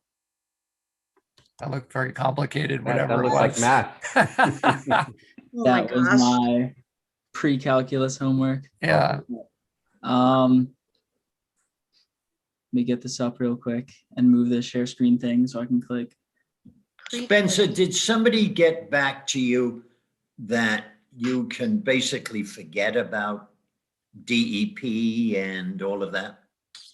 We're gonna talk about that at the next Boy Scout meeting. Okay, because Pretty much the if only you reason. need any help on that, call me. right. Because this is something that was sorted out a long time ago, and there's no need to put you through that point. All right. Sorry for this to load. So Liam, maybe you'll forgive me for the hat comment, because you're all right. All right. So I'm working with George Scott on the Leon Levy Preserve for my Eagle Scout project. The trail work that I'll be doing is the Purple Trail extension, which is between Junction 8 and Trail Junction 32. The area that we're working on, it spans 1,300 feet in length, and the project consists on clearing out bushes, branches, and trees, and we'll be constructing 6 bog bridges and 2 swale/gully bridges. This project is in wetlands, almost the whole trail, and so it will require wetlands inspector approval. The total length of bog bridges is 250 feet, with the longest bog bridge being 54 feet long, and both swale/gully bridges will be 12 feet long. Right here is my drawing that I made. I did this in AutoCAD, and it shows what the proposed bog bridges will look like. This is a 10-foot section. So this is what the project is centered around. It's about constructing sustainable, long-lasting bog bridges through wetlands that'll be useful for the environment and helpful. The bridges will be constructed with pressure-treated wood, so they can last to 20 to 25 years. And most of the bog bridges are going to be built in 10 to 12-foot sections. The longest section now, since we're using 2x10s, is going to be 10-feet sections with a middle support. And the bog bridges will consist of pressure-treated 2x10s resting on pressure-treated 6x8s, and everything's held together with 3.5-inch decking screws. And here's a more zoomed-in picture of my bog bridge design. And for the actual trail clearing part, most of the trail clearing involves Japanese barberry, which is an invasive species at Leon Levy, and it's very common. Trail volunteers can use pickmatics to pull the barberry out by the roots. When trail clearing, you can also use loppers if there's any overhanging branches into the trail. Adults and only official trail volunteers would be able to use powered brush cutters and chainsaws for clearing. And the reroute will include going through a small section of stone wall to bypass a large wet area. And I have a picture of the wet area later. And a lot of the work for this project would be done on Tuesdays and Saturdays. Tuesdays, we can sometimes have official trail volunteers with Leon Levy to help us out. And Saturdays would be days where we mostly get volunteer work from the Boy Scouts. This was the wet area from earlier that we're bypassing. So for the logistics, we're going to be parking on Lake Kitchewan Drive near the rear trail entrance. This means that there's a lot less of a steep hike in, it's a lot shorter, and we'll be able to carry most of the lumber in. The way we're carrying it in is multiple scouts will be using rope devices, and they'll be walking in a line. This is really similar to how they constructed the trails out back in the high school, where they have those wooden bridge sections. It's really similar to our project. And so the quote for the materials is approximately $4,000, including the pressure treated wood. And this is a town approved drawing of the swale bridges. They're just like bog bridges, but they're held together. They're held into the ground using rebar. And for added strength, the 2x12s are going to be placed on top of each other, making the footpath 4 inches thick. And here's another close up of that if anyone wants it. And this highlighted in black section right here is going to be where the work is going to be taking place. That's the Purple Trail extension. Any questions? Yeah, can you show that map again? Yeah. I'm just trying to work out exactly where this is inside the preserve. So up here, if you can see my cursor where that green Yes. is, that's where the normal parking area is. This is Yes. out back. This is sort of where all of Lake Kitchewan is, and this is Lake Kitchewan Drive. This is that one corner on Lake Kitchewan Drive that has the like gravel on the side of it. Okay, I'd like to ask one question and make a couple of comments. The first comment is I'm very impressed by your work on the engineering of this trail. And it's one that is very much needed and will really help the preserve and also avoid people being forced out of the preserve onto Lake Kitchewan Drive. I'd also like to suggest that maybe it might be a good idea to get permission from some of the neighbors when you park on Lake Kitchewan Drive in order to get the materials in. Because that's a relatively narrow road. It is not as if you can park cars and the whole road just will go on as normal. Yeah. And finally, how much are you taking down in terms of trees? We're not. I understand Barbary, the more you take, the better. I understand the hanging stuff, but how much in terms of trees? We're only taking down, so there's 3 trees, I believe, that have fallen in the trail. We're not falling any trees for this project. Oh, it's purely trees which are already down? Yeah, the tree clearing involved. Fine, end of question. End of question. I didn't realize, when you said trees, I didn't realize that they all had already fallen. Yeah, these are just obstructions. All right. In that case, I wish you all the best. Does anybody else have questions? I have one question. Spencer, are you doing any fundraising for the $4,000? So we've talked about with the Open Space Committee, say GoFundMe. We're currently also seeking funds. We don't have too many official things going on at the moment, but one thing that we are doing is we're reaching out to a member of Leon Levy, who could possibly be willing to fund and back this project. But in the meantime, we're looking for what we can get right now. You have a GoFundMe link? You do, right? We have to get approval to get GoFundMe Okay. links and everything up, but that approval is a relatively quick process. We're hoping to get that done really soon. Okay, because you know that we can use some of the town platforms to get that out as well. I know that like when Parks and Rec has put out a couple of GoFundMe links and they're just really easy. And once I've donated to every project that comes up that way because it's just an easy way to do it. So make sure you keep in touch with Dana. Yep. I would, if you run into trouble on the money, talk to George and mention the name of somebody he goes to fairly regularly. Ask him about the person the lady he goes to regularly for money. Spencer, Because- oh, sorry, go ahead, Peter. because it seems to me to be a particularly worthwhile project. And I suspect she would be willing to help fund it. Mhm. And for now, if people want to donate, checks can go to Vista Troop 101 and just make a note that it's for Spencer's project. That's how people can get started if there are people on the meeting right now who are interested. Any other questions?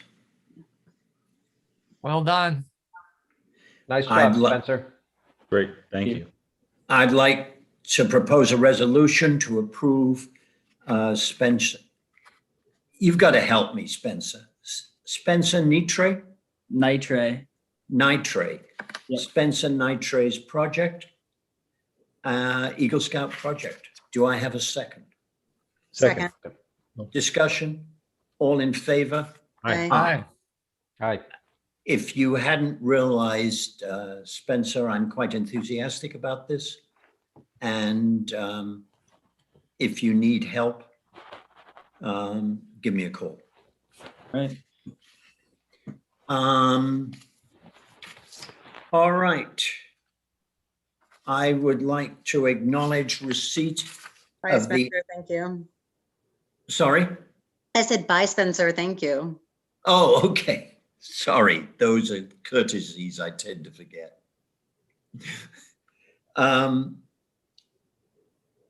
I'd like to acknowledge receipt of the MS4 annual and interim reports and announce that the MS4 annual report has been posted on the town website.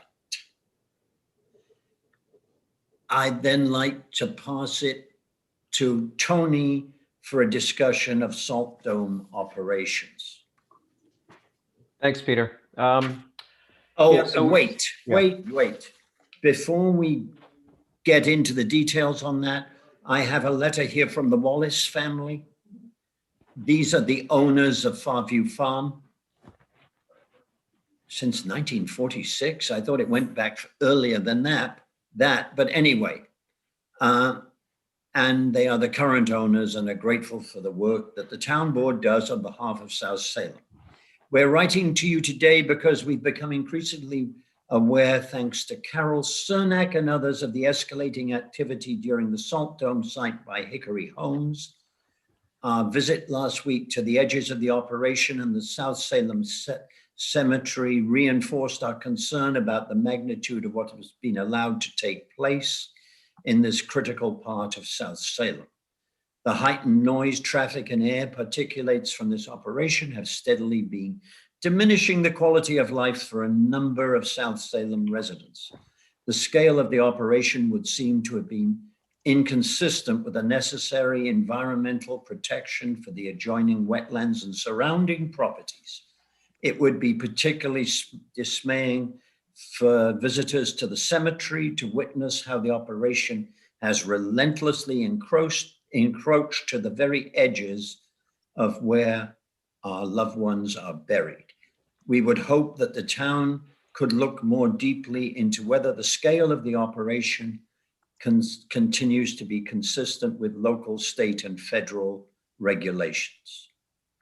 We know you are dealing with many thorny issues and are grateful for your increased consideration of this one. Thank you, David Wallace Douglas and Wallace Douglas Cornell and Joan Wallace Douglas Murray. Okay, over to you, Tony. All right, thanks, Peter, and thanks for reading the letter. So yeah, I've had several meetings with all parties involved, the neighbors, highway department, our wetlands engineers, et cetera. And basically, and actually I had some feedback from someone who actually used our cemetery to bury his mom's ashes. Oh. And well, you used it in that, yeah, in that sense. And yeah, they did share with me their concerns about the view shed from the cemetery.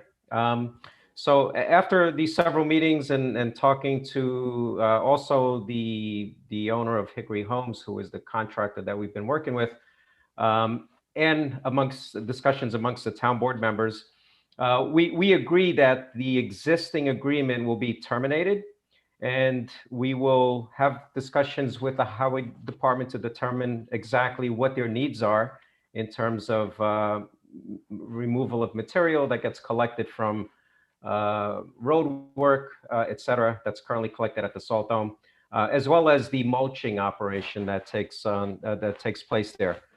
So the objective now is to clean up the area, clean up the section near the cemetery that's been disturbed, and then set up a time to discuss with Highway what their actual needs are, what the frequency of transportation of materials from the Salt Dome after collection by Highway should be, and then put out to bid, and it'll be an opportunity for Hickory Homes to get back involved. But at the same time, we don't want to have an operation where there's milling equipment brought in and other heavy construction equipment to do material processing. So those are the kind of things that we need to discuss with Highway and then see where we go from there. I'm a bit concerned that we're getting the cart before the horse.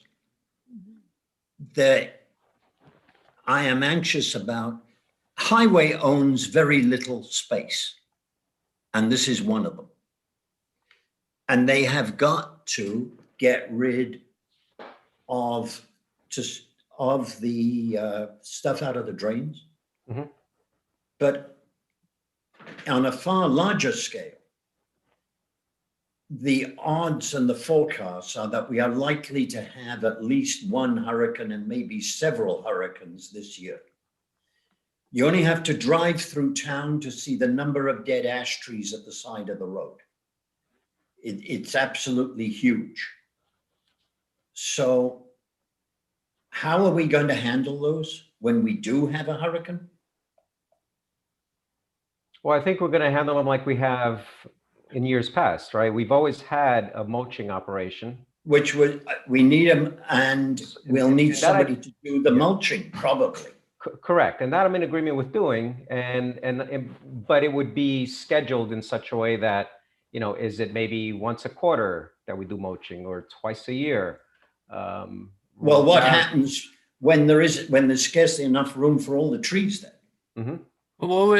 What we don't know, or what I don't know, is this whole thing about bringing in outside materials, right? That's And the other component. we don't know what that volume was, or how that puts us over the edge in terms of the ability to handle this material in more modest and less obtrusive ways. So that's makes it a little more challenging figuring out what to do. Well, maybe it should simply be that we don't allow them any longer to bring in materials from out of town. And we talked about that, and I think that's in principle, that's great. And then it's a matter of like, how do you manage that? Truck rolls up with material in it. Where'd it come from? How do we know? Well, we don't, but most of the time we do, Dan, because if it's a highway truck, we know it's from this town. If it's from, if we have pulled in, or somebody has pulled in contractors in order to clear roads, then we're going to have to make the assumption it is from our town. You'd like to think you can't actually, in the middle of a crisis, hold trucks up and say, "Hey, I want you to prove that this tree comes from Lewisboro." But that's a one-off event. And that's the challenge. That's why I'm saying, and the same kind of discussions can be happening in our neighboring towns where they're saying, where's this material going to go? And maybe they hired the same contractor, and that contractor's like, no problem. I'm taking care of it, and it's just rolling 2 miles down the street to Lewisboro. And maybe that's not happening, but You know, I there's think people that suspect quite a it. lot of our stuff ends up going to Pound Ridge. I mean, I just heard stories of trucks lining up, you know, to get into the place, and that sounded like we were doing something that we weren't doing in the past. Well, remember that Highway has been out doing monumental tree cutting during the last month, 2 months. So we think that was all from that. I mean, I don't know. I think that that was probably a very large proportion of the wood coming in. Well, I'm going to reach out to Highway, and we'll sit down and see where we're at. And obviously, we have to address this issue, but we want to make sure that any future agreement is consistent with what we're intending to do, and it shouldn't be something that turned into essentially a commercial enterprise there. All right, Rich, but we also need something that's informal. All our highway agreements are pretty damn informal. Our agreement with Pound Ridge is informal. Our agreement with North Salem is informal. Yes, I have no issue that it has to be any more formal than it needs to be to address what our needs are. There's no issue with that. I'm not looking to create something which is more than what we need. The town has needs that they have to address, and we have to make sure that anybody comes in is without increasing our cost. Right. Yeah, we Quite certainly need to keep honestly. that in mind. Yeah. Because cost is a major item in this. Yes, and that was the benefit in going with them to start with. That as I understand it, it would have cost 15,000 plus in order to cart that stuff away. So the average in a year was 20,000, and if you have a year that goes crazy, we don't know. It could go up to 50 because of the ash tree borer. A combination of the ash tree borer and a major storm could drive it through the roof. Right. Okay. So I'll sit down with Highway. I know it doesn't look as bad when you're over in Golden's Bridge, but you drive down 123, you drive on 30 at this end of 35, or you drive down Elmwood Road or any of the roads around there. And it's scary how many dead ash trees there are. Mm-hmm. All right. So another way forward besides Rich touching base with Highway? I mean, that seems to me to be the next logical step. Yes, it is. Right. Okay. I'm not saying it isn't. I'm just saying. I'm just clarifying for remember, we've got a very narrow, we don't have much room to maneuver here because of any agreement is going to have to take account of what we likely face in the balance of the year. Understood. That's understood. That's correct. Yeah. I mean, I think we just, we need, it needs to be such that we're taking care of our needs and not turning the facility into a material operations plant, which is what it was looking to. Okay. But understand that that was our way of giving him a reward for taking away all our stuff. well, Peter, you're not arguing that everything's just hunky-dory now. No, I'm not. Good. But all right. I So am let's arguing. Let's just go through with this process because we've heard you basically warned us several times now to, that we have to watch out, that we have to take care of the needs, but we still have to go through this process. Now, the one thing I really would like to see that we haven't mentioned is the shoring up of the cemetery plot. Of the cemetery. Well, Tony, you already that's got being their worked commitment. on. Yeah, Tony's had conversations, I believe, with that to address that immediately. Right. They brought in Okay. some material to shore up that side of the cemetery. Yeah. And that's important. Right. Yes. All right, that doesn't really need. Going in that we were going to have that work done before we moved on with these discussions, but yes, we've moved on with these discussions. So I hope that work gets done. And then I think that Rich touching base with Rip is the only way. Okay. Fine, there's no resolution on that, I don't think. I think the only thing that's needed, and I is spoke to when you Peter come about back with this. Go on. Is Peter Rippinger, formally terminating the agreement, right? Because the current agreement says that it will remain in effect until either party decides to terminate. So I Peter's think, aware of that. wouldn't you want to like say, if you're going to do a request for proposals, you say, for services to start at some future date.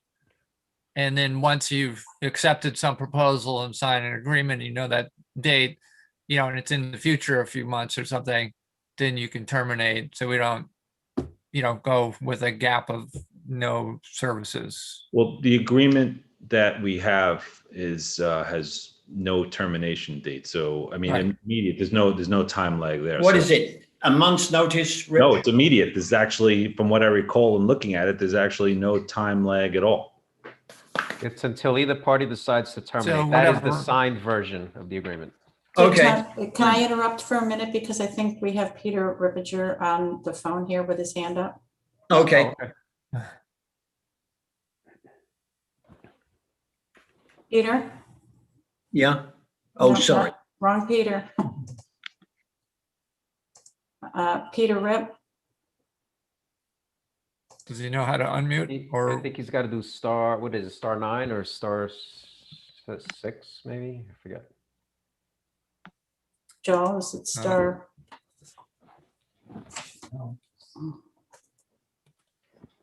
There, he's, okay. Muted? I'm Yes, unmuted. we can hear. Can hear you. Yep. Could you give me a couple of minutes? Because I think the whole board needs to understand how this started, why it happened, and where Hickory Homes is done. And in fairness to them, who have done us no wrong, and in fairness to the people that were not around when the contract or agreement was signed. Every year, the town board comes to us, the town supervisor comes to us and asks us, all department heads, to keep their budgets under control. We cut, we do that, and that's fine. We're also asked to put our heads together and come up with an idea and see where we can go to save money. So what I did with this is every year, as Peter has said, or every other year, we'll spend about $25,000 to remove our wood and our waste. So I'm saying, what can we do? Hickory Farms contacted me. We talked. We had down there roughly 4,500 pounds of wasted soil. Stacked up, looked like 684 coming across top. That took like 7 years to get to that. We have no use for it. No contractors want it. Would mean we have to truck it out to a recycling spot, normally down the county of Westchester. Hickory said, listen, we'll recycle that. Let us do what we want with it. We'll turn it into topsoil. The town can use it, which Joel was able to use if he wanted to, and the garden center. So being that, he said, we'll take away all that, and we will do your wood, whatever you bring in. But in the light of it, we need to bring in some of ours from our local trees. So, okay, this sounded good. I certainly did. Hickory Homes has been nothing but upstanding. When we've had a couple issues, and Joe Sarmelli and them have been down there, most of them have been rectified. We're working Did we on the lose last Peter? talking about on the cemetery wall. Okay, that's coming up. Years ago, we were asked, and the town was, put pine trees all the way up there. We should do that because even when hickory wasn't there, it's still, you can see the process. So let me give you a breakdown, and it's your choice as the town board representing the people and where they're, for their benefit. So far to date, the soil that has been removed out of there, like I told you, is 4,500 approximately, which is about $90,000 cost savings to the town. And I'll tell you how that comes up. Every yard of recycle, it costs you about $10 for the fee, $10 just to truck it, and $10 for the dump fee. Okay? Now we have gotten that soil down to where it should be. It took 6-7 years to get it up there. So Hickory Homes took that, made topsoil out of it, and did whatever they wanted on it. Okay? That was part of the agreement. And also, as far as chipping wood, they've done more than $25,000 in the short time they've been there. Now, granted, quality of life to some people is disturbed, and I apologize for that. I was asked to see what we could do to make this process go. Now, if Hickory does move out, will every year, every other year, we're going to have to bid this, okay? And in bidding this, keep in mind, as Peter has said, the amount of trees that are being removed. Last week alone, we had 3 days of tree removal, and it's getting deeper and deeper. What has been good for us, every time we've loaded it up, Hickory says, come, and removed it. Now we have a little pile of wood there. We asked Hickory Homes to terminate contract, okay? He has the right to remove whatever is his up there, and that logs that are up there, the chipping process is not being done right now. His equipment's all gone.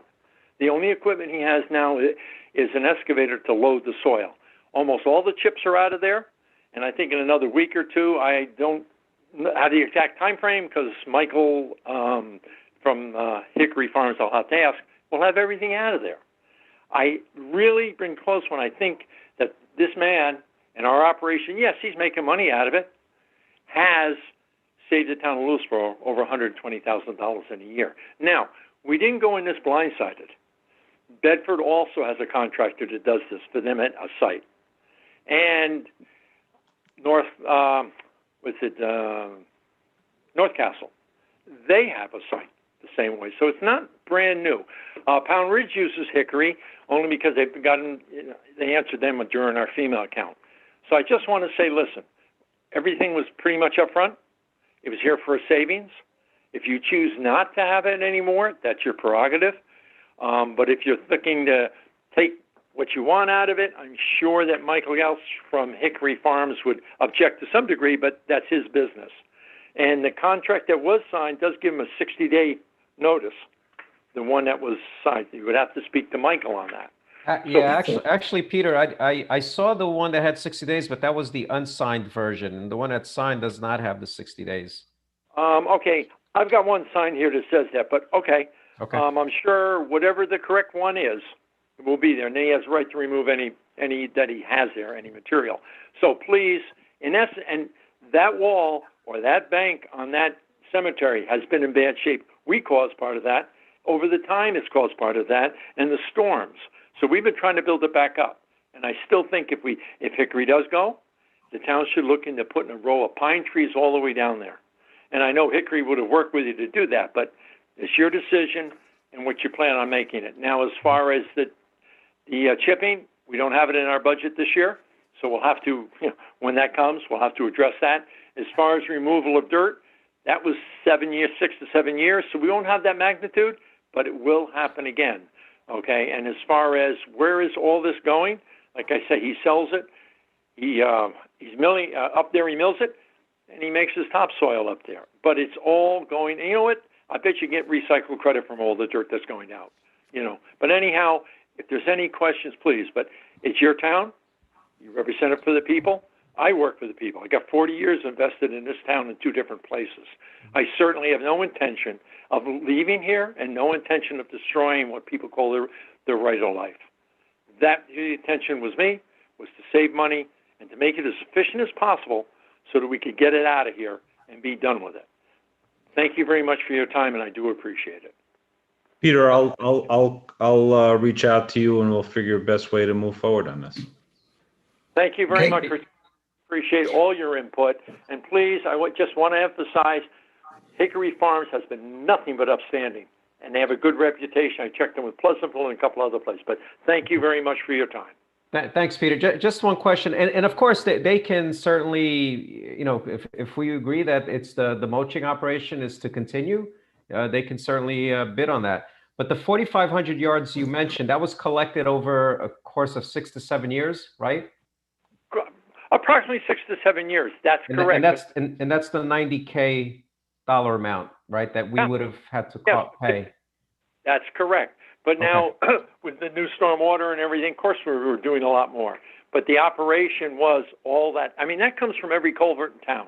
That comes from every basin in town. Or when we're doing work and cleaning up the roads, yes. Right. That will accumulate again, and you have to deal with that at the time. We'll figure it out if you let Hickory go. Yeah. Well, hopefully, if we can find a way to not accumulate 6 or 7 years worth of material, roadside, road debris, we can keep those mounds to a reasonable level, right? And not let it be an eyesore. Find somebody but remember, guys, I recently sent you a draft of an MS4 agreement, which the state tried to ram through in 17, I think. Mm-hmm. We stopped them.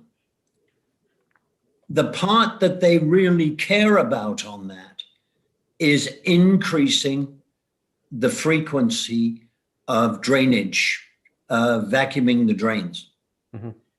So we could, and I've forgotten how often they asked us to do it. I think they asked us to vacuum every drain in town 4 times a year. Whereas at the moment, we drain once every 4 years. Mhm. The amount of additional stuff we're going to collect could be very substantial. I don't know what the state is going to do when they issue this, but they're in pretty deep trouble at the moment, that department, for not having sent out a new MS4 agreement.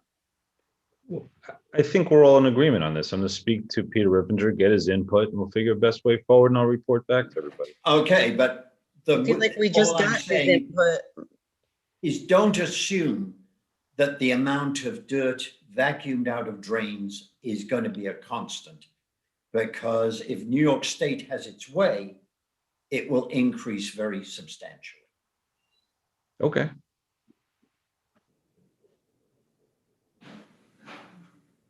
All right, so Rich, you and I will connect, and then we'll, you can take the lead with Highway to work up a new arrangement. Yeah, I'll speak to, yes, that's what we'll do. Absolutely. Okay.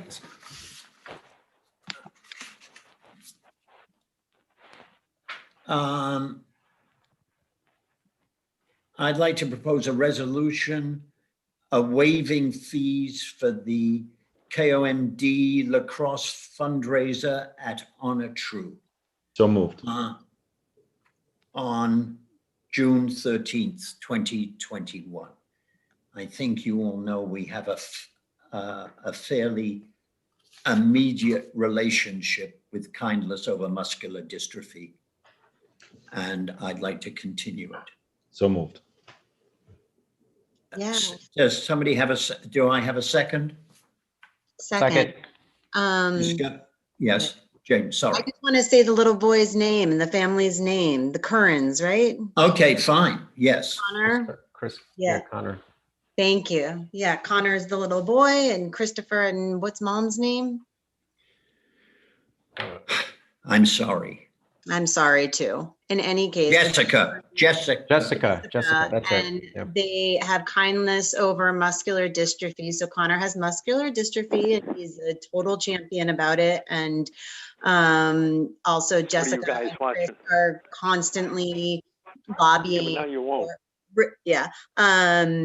In DC for legislation that advocates for kids with muscular dystrophy and treatment and a cure.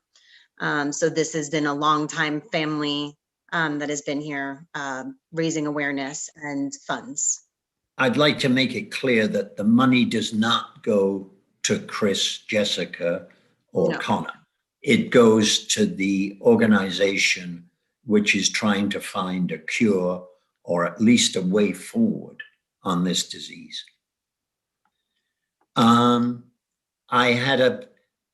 Did you second, Jane? I did. Discussion, all in favor? Aye. Aye.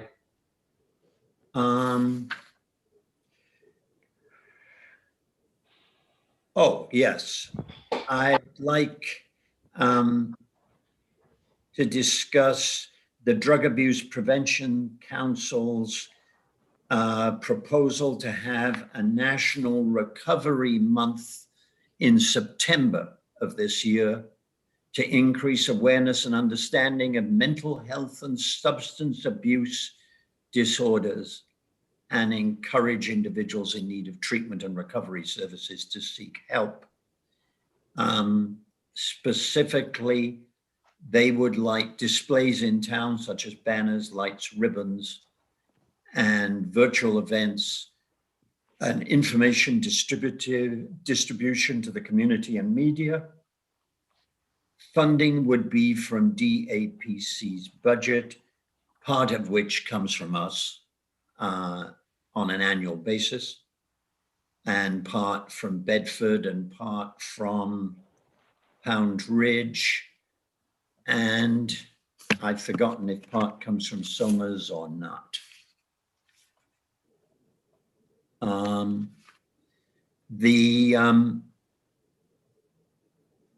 it doesn't say here.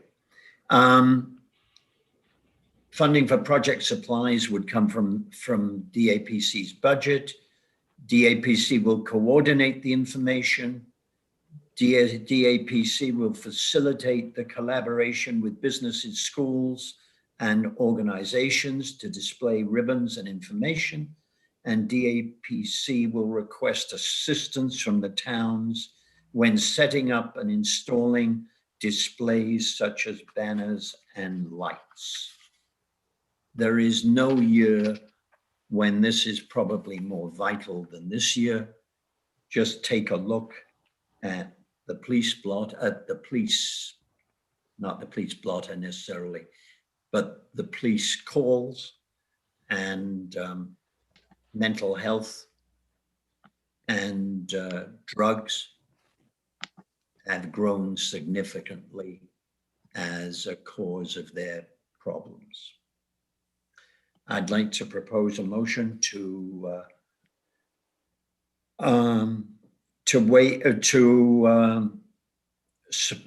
agree to the Drug Abuse Prevention Council's National Recovery Month and their plan to exploit it. Do I have a second? Second. Discussion. All in favor? Aye. Aye. The next item is, traditionally, this town has given free pool and tennis passes to our volunteer firemen, volunteer EMTs, and LVAC volunteers. Last year, we reduced that to 50%, to a 50% discount. I think Dana would like to, I'm not sure which Dana quite likes, but I think she probably would like to continue last year's arrangement. I personally would like to go back to the free passes because, quite honestly, there are very few of us who would like to have spent the last year responding to homes where there were calls, not knowing whether COVID was involved or not, loading them into ambulances and getting them down to the hospital, helping them getting the patient out of the house. That has not been, that's a little bit scary. And I think I'd like to go back to free passes. Just out of curiosity, we know approximately how many people have taken advantage of that? 65, but that doesn't mean it's no 65. 55, you said? 65. Okay. But that doesn't mean they all show up. But if you offer somebody a free pass, they will normally take it. But a good many of them are like me, kind of. I don't take a free pass, but I normally buy a pass at a reduced rate. Why? Because when my grandchildren visit, I'd like to go with them. How many times do I use it a year? Twice, 3 times maybe, but that's it. And I gather from Dana that they don't all show up. That's correct. I had a discussion with Dana. So currently at the pool, she can support 65 pods, right? So 65, families, let's say. So was I wrong to say 65? So I think, yeah, so 65 is the total capacity in terms of number of pods at the pool. Mm-hmm. And the number of total free memberships are about 60. I'm sorry then. Yeah, so you're close, but one of the concerns is, would we be shutting out the paying customers? But to your point, not everyone, not all of those free passes are going to be used, especially simultaneously. And it has been a trying year for our first responders, and I think, yeah, they put their lives at risk, with COVID and exposure to COVID. And so I think we should provide it for free. I know last year we provided it at a discount. I believe it was 50% discount. Right. But looking at the year they went through, I would say let's go back to the free model. I've unmuted Dana. I think she has her hand here. Okay. Hi, everybody. Hey, Dana. Thank you. Sorry to jump in here, but Peter, I'd support giving them free passes. It's not that I do not support it. The issue. Okay, sorry. I got the impression on the phone that you were kind of reluctant. I'm reluctant that if everybody shows up at one time, we only have 65 pods available at the pool. 2 years ago, 60 EMS personnel got free permits. And the big issue last year was the fact that we were going on 2 different like segments to sign up for. We followed the county pool guidance where they had 2 swim sessions.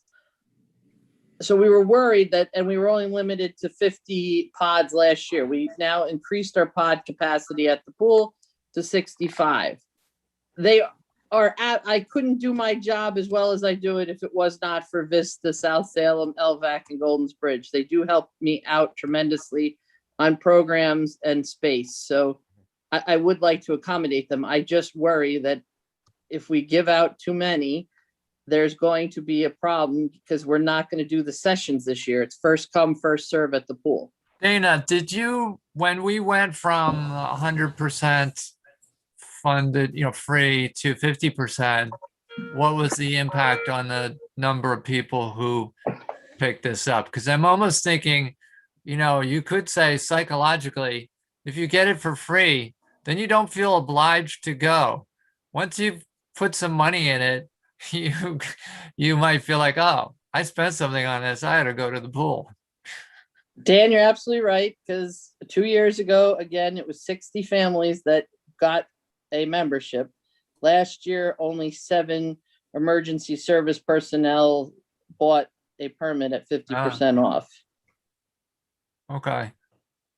Which maybe does that suggest that that's kind of the more natural level? Those are the people that really end up showing up anyway. I agree with the supervisor. I think people sign up knowing that it's free, just because in case they want to use it. But I also think that last year we also gave out free pool passes. I think we gave out 15 per emergency service house, and I don't think they used one of them. So towards August, because we felt horrible, like these guys and these women put themselves at risk every time they respond to a call. Yeah. So we were trying to make it up to them somehow. So we sent out at least 15 passes for people to go show up with their families for free in August when we had things under control. Because again, none of us went through what we did last year until we went through it. So it was a learning process. And we're still learning it, and things are changing every day. They have yet to release the new camp guidelines for this year and pool. But I think it's just going to be last minutes if we can open up things bigger, which we're hoping with vaccines. So there is a potential that things may open up and you would be allowed to exceed the 65 pod limit that you currently work with. Your words to Cuomo's ears, yes. Yeah, because I think that the guidelines you're working on, they're there. I saw the date on that document. It's from June of last year. Correct. And they haven't changed since. So I'm guessing and hoping that with things opening up over the next couple of months, that we'll see new guidelines for pools as well. Well, Dana, correct. And I think people get derailed too, because we were anticipating new camp guidelines last Friday. And then when Fauci went on the Today Show to complain about the CDC regulations, the state held back on their regulations for this year. So we're still waiting to see what camp's going to be like. Mhm.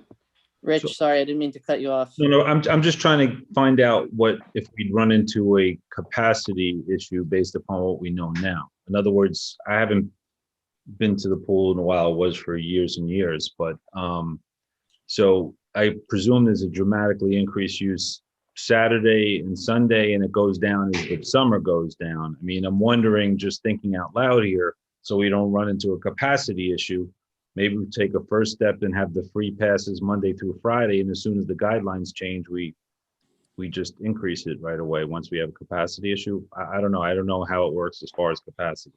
My only concern is we should give this these free passes. I agree with that. Just the only issue is, and I don't know the answer to this, whether we're going to create a capacity problem with other people who are coming in, and I have no idea if that's an issue. If it's not an issue, then I'm good to go.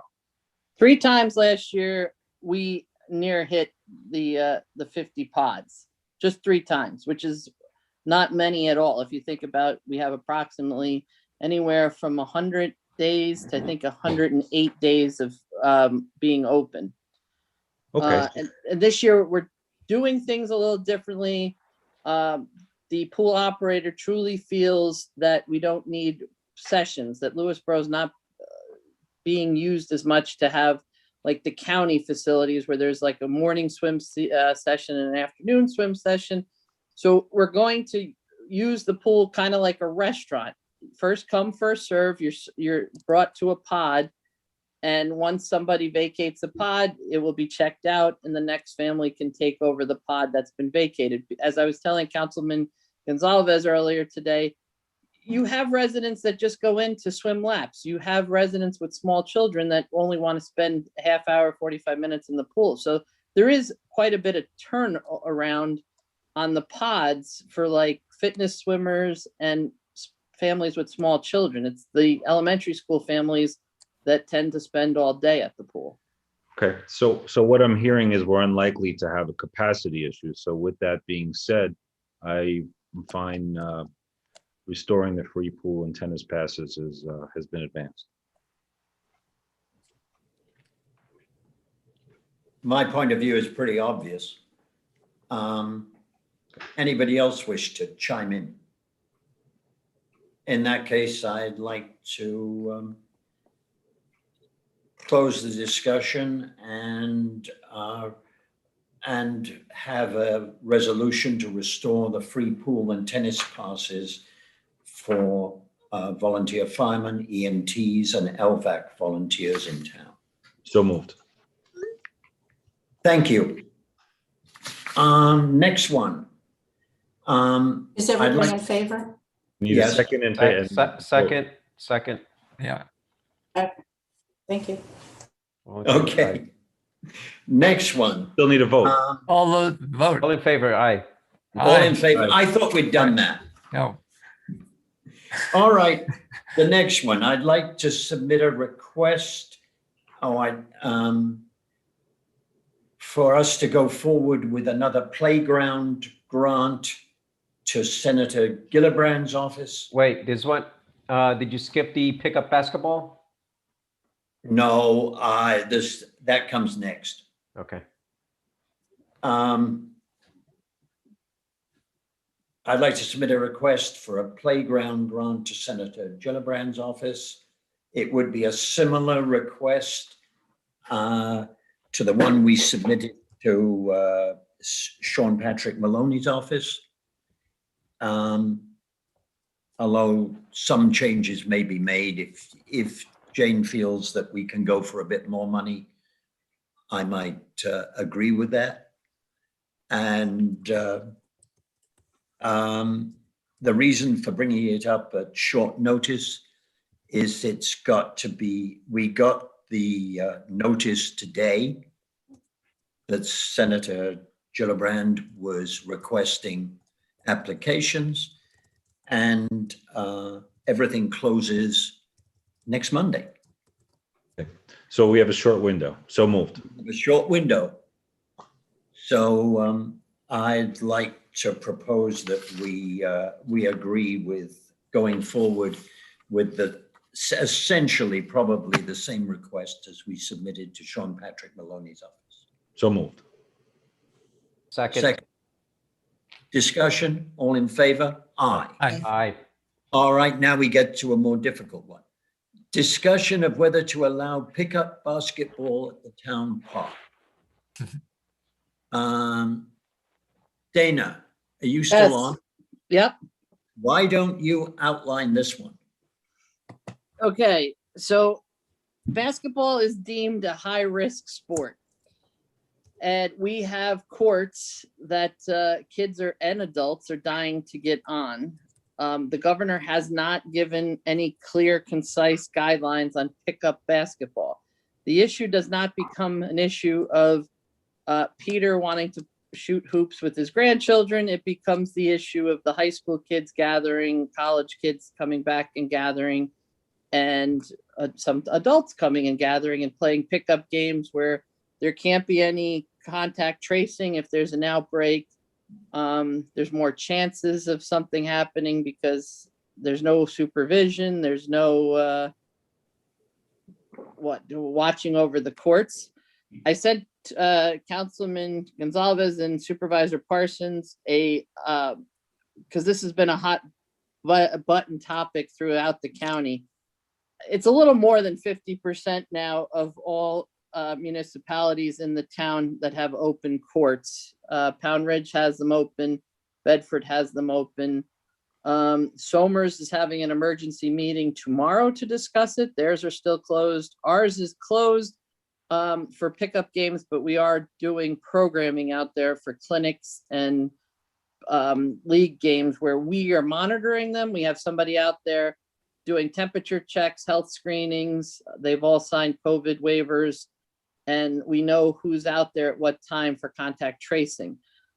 I feel that they should be open. PrAC all agreed that they should be open. My only fear factor is that in the next 3 weeks, I'm guessing, we are going to have college kids coming home from all parts of the country, vaccinated, unvaccinated, we don't know. And if we open them up, it will become a point of socialization for them. And it might become an issue for police to go and monitor or kick them off. We're using the courts right now, Monday night through Thursday night, with league play, Saturdays for a good chunk of the day that has clinics and more league play, and Sundays. We also have pickleball thrown in there, but they're mostly in the morning. But we have clinics also running on Sunday. But Friday nights, Saturday nights, where the kids would go to play, we do not have anything programmed there. So that becomes the issue for monitoring and supervising. I think that's it. I think I got everything in. Okay, I personally feel that that age group is going to socialize somehow. And particularly as the number of cases goes down. And I think we should open the courts to them for a small fee. And the fee, I personally, although a lot of people may disagree with this, would exempt anybody with a vaccine certificate, which everybody's got on their phone. I mean, it's no big deal to just tap your phone and show your vaccine. I would charge people with a vaccine nothing, and everybody else charge, I don't know, some nominal fee, which would go towards the cost of somebody monitoring the courts on Friday and Saturday nights. I don't think we can do that. Why not? I think that's discriminatory. I don't think we can Yes, make people reveal. It does discriminate in favor of people who've taken the vaccine. Okay. I agree. But it also incentivizes people to go get the vaccine. Okay. Look, I come. Wouldn't mind really having with Greg's. you because I'm the only person on this board who's getting the emails from the school telling me how many of the middle school and high school kids are still contracting COVID and all the contact tracing that has to go on. I'm also super not encouraged by our vaccination numbers yet. And I'm also really unimpressed with, you know, KLSD got some bad press about being like the most super spreader high school in Westchester County, if not all of New York State. And then also like our numbers with surrounding municipalities, as you were pointing out, Peter, 2 weeks ago, we have North Salem that has a nursing home, and we have Somers that has a much bigger population, and our percentage numbers are not good. So I do not think that we've been doing a great job as a community. And All right. I don't think we've been doing as good a job as we could be doing. Okay, but And so when we talk about a high risk sport, going down significantly. and I'm a big old party pooper, and then I do not like the idea of like making people show vaccination papers and then fining them if they. I mean, I think that's really messy legally, but I'm not a lawyer. Good segue. Greg, do you have any input on this? Yeah, my initial thought is the simplest thing is to open the courts only to people who can show proof of vaccination. Right. That's the safest way. That eliminates the risk. That is a step you can take to provide the facility and the recreation opportunity while mitigating against the risk. It doesn't eliminate it, but obviously it's something that is being pushed very hard for people to get vaccinated. You can pretty much walk into places now and do it without any other qualifications based on age or, you know, comorbidities in health or your profession or whatever. So I think that's the simplest way to handle it. And the tricky part is charging the fee for anybody who doesn't. Okay, I can go with Greg. Wait, can I interrupt 1 second? I greatly apologize. With the Greg, vaccine. do they, Yeah. because the vaccines are for emergency use only, we What? were told that we cannot mandate it for campers or camp staff because it's emergency use only vaccine. It's not FDA approved. So does it get sticky with the fact that we're asking for a vaccine proof to get in free, even though it's an emergency use vaccine? Well, Next day asks for it. I'm not looking at it, I have my lawyer hat on a little bit. I'm not looking at it from a discriminatory aspect. I'm looking at it from a town liability aspect. We're inviting people on who, with the potential risk that they may be positive for COVID. That's how I'm looking at it. And I don't know what other, so there's 2 points. Number one, I don't know from a supervisory standpoint whether the town has someone who could be there to essentially check IDs, as it were. That's the first part. So I mean, and I don't know what other towns are doing. I mean, if people coming in and if they were to sign, you were mentioning before, Dana, COVID waivers, whether those are would stand up. I have no idea. I mean, this is new stuff. I don't think anybody knows actually how it would shake out. Facilities aren't open for general recreation right now. You can't just go to the park and play a pickup game, correct? Well, according to a list that Dana shared with me, there are towns that allow that. What About we're 50%, doing now. right, Dana? I think that's what you said, 50%? Correct. What we're doing right now, all facilities but the town park basketball courts are open for free use. I'm just talking about the courts for pickup basketball. They're closed for pickup They're closed. basketball. Okay. If you want to open them on the condition that the users show proof of vaccination, I think you're within your rights to do it. Well, then it costs the town money and unbudgeted money because then I have to staff it for all these pickup games. I mean, is it essentially just another level of play at your own risk type of thing? Well, I think that's how other towns are handling it. And they don't have many of the towns do not have the fence that we now have thanks to pickleball. Right. Which isn't stopping kids from using the courts today. Correct. I mean, So yeah. One idea, Dana, I mean, you mentioned the college kids coming home and, you know, they're getting through finals this month. And of course, they tend to socialize more after finals, right? And then they come home and they're potentially infected and they go out and play ball and you have a spreader event. So do we want to possibly delay the opening, which gives them time to, number one, get the vaccine. Number two, if they do come home with COVID, gives them time to get healthy again. And maybe open up, I don't know, July 1st. Give them the month of June to make sure they're healthy. How about Vaccinated. how about this? Maybe making it real simple that anybody wants to use the court, all they have to do is send an email to Parks and Rec saying that they do, and we have a list of people. So that would serve two purposes. That would, we know who they were, and we'd know if they were residents, right? It's supposed to be restricted to residents, I think. Yeah, right? but then you'd still have to have, if you're going to do that, you'd still have to have somebody check that they were among the people who'd sent in, who'd applied to Park and Rec. Okay. I mean, Bedfords are just open, right? Correct. North Castle is just open. What's North Salem doing there? I don't see them. I don't think they're They have open not yet. answered one survey. Okay. I reached out to them personally, and the Westchester Recreation and Park Society has reached out to them several times. I also reached out to Ridgefield. They did not get back to me, and New Canaan has opened theirs up as well, with no monitoring and no complaints. But if you want an answer from Ridgefield, I can get one. So, Dana, what's your recommendation as to how we should handle it? That's a great question, Rich.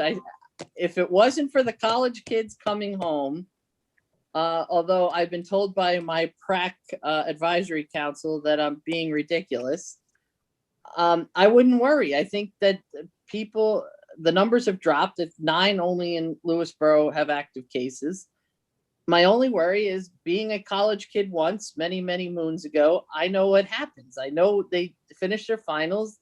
They want to see everyone before they head home, and then they head home. And you got 50 states and other countries that they're coming back from. No, can they really come back from other countries at the moment, unless it's England? I think they can come back from everywhere but India. Okay. I don't know how many people would be studying abroad, but I mean, there are kids that go to Canadian colleges. Okay. So how do you want to determine this? I basically believe that we will fail to stop these kids socializing. But you can try, you can do it on a temporary basis. We can open them up for 2 weeks, see what happens, and then reassess. I mean, that's one way of handling it. The other way of handling it is what I at one point recommended, was just keep them closed until the college kids get home, 2 weeks for them to be clear, and then open them up. Or And how just have they're going to break in the meantime. those lovely wireless cameras Joel, Tony, and I are talking about. How much? We're waiting for Joel to give us his recommendation, and then we'll have the money. All right, so you would like to put up the cameras and keep them closed until July? Middle of June at the least, I would say. What say you, Dana? I'm good with the end of May or maybe June 1st. I feel like most kids are coming back between Mother's Day weekend, which we just passed, and Memorial Day. Because that's the bulk of where our pool staff comes back and our camp staff comes back from school. Well, don't we want to give them maybe 2 weeks to? Okay, mid-June, I'm good with that. So what Okay. happens in 2 weeks? They kind of work off their socializing needs or something, and then So like with the picture that Dana painted, and I also went to college and remember it fairly well.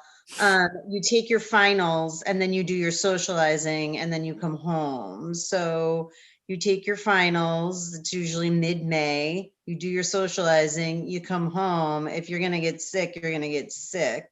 I mean, Oh, I get it. So it's that part up there and you're waiting for the germination. Okay. yeah. All right. I Okay, didn't so catch let's that. open them on June 15th. And let's get those cameras up as fast as we damn well can. I just was thinking about this a little further. I think that the colleges across the country have been, I know from my nephews and et cetera, that the schools are doing a really diligent job, the colleges, as far as, with COVID protocol, as far as people living in the same dorm. So I wonder if the college kids may be actually at a lower risk than younger kids. So I'm just, there just doesn't seem, I mean, I know like in my nephews in Syracuse, they're restricted to a particular dorm. They're tested on a weekly basis, and it's actually, they haven't had the outbreaks that they've been very diligent as far as that. So I'm wondering whether that's actually a more secure group here. I'm just not hearing anything that's based upon based on anything here. There isn't, Rich. Yeah. This is one where we've got to take a plunge off the cliff. We've got to decide what we think is best and go with it. Well, then there's no hard evidence except the fact that cases in town are going down. Well, I mean, the state is opening up effective May 19th anyway. So my inclination is that we open it up as of May 19th. That's what the state's going to do as far as easing up guidelines. May 19th with guidelines, right, Rich? Mask wearing, social distancing. And Yes, again, that's we correct. don't have. But you can't wear a mask playing basketball. Sure you can. You can. They were doing it. But if in high it's not school. monitored, who's going to tell them to wear a mask? Yeah. Well, I don't think my grandson, who plays a lot of pickup basketball, wears a mask when he's doing it. Well, I think we should go. I mean, that's the only thing we have that's. Now, he is vaccinated. I mean, as of May 19th, we open then, and we follow whatever guidelines that are in place, and that's what Parks and Rec will follow. I mean, otherwise it's just totally random and arbitrary what we're doing. It's not based on anything. Based upon what I'm hearing here, I mean. I said, we've got to take a decision of some kind to guide Park and Rec. Their committee has said, go ahead and open. Okay, well, then that would It's be. a question of whether we want to override their committee or not. Well, I would say then when we open as of May 19th, and that's what we do, which would also time in when the kids are coming home. That would be when the guidelines are being relaxed in New York State. It's based upon something. That would be my take on it. Otherwise, it's just completely random how we're coming up with this. It's not based. Okay, I'll make a motion to go with, we open them up on May 19th or the Friday after May 19th. I'll second that. Discussion, all in favor? Aye. Aye. Aye. Public comment period. Does anybody wish to speak? I can see 3 sets of hands. 4, 5, Yeah. 6. Okay. Let me just get set up here. Okay, I'm gonna go with Simone O'Connor. I'm asking you to unmute. Good evening, Simone from Vista. The water at Oak Ridge sadly is still unsafe. Town Supervisor Parsons wants people to get vaccinated, but no mention of our Oak Ridge Town residents who for years have unclean and unsafe water. Other than flushing, which experts have told us doesn't fix the problem, In 1,095 plus days, what else has this particular board done to help our town residents at Oak Ridge and our kids at Meadow Pond get clean water? Tonight, we've been told 200 people can gather in May, but not for Memorial Day parade. And here we're still on Zoom. A town board member asked for money for a veteran flagpole and was denied. So we all donated and got it done. But then the town board chose to give money to a different organization.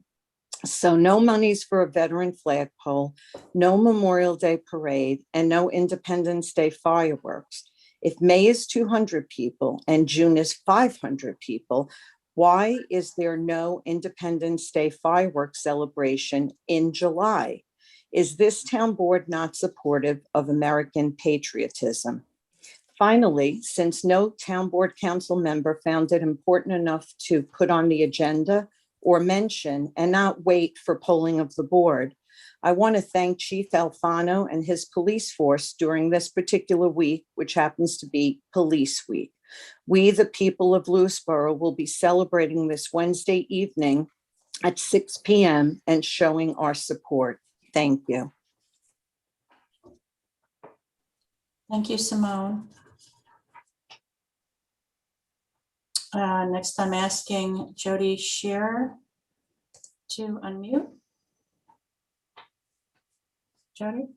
Hi, I'm Jody Shearer from Goldens Bridge.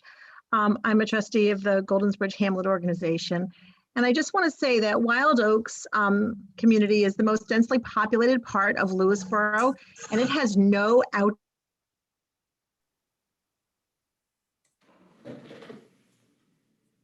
Jody cut out for a Did minute. we lose Yeah. Jody? We Jody's still lost Jody. I'll mute her and then I'll bring her up again.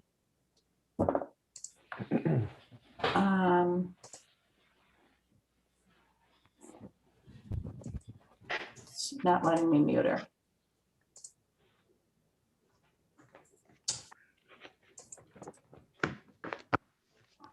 Joe, do you,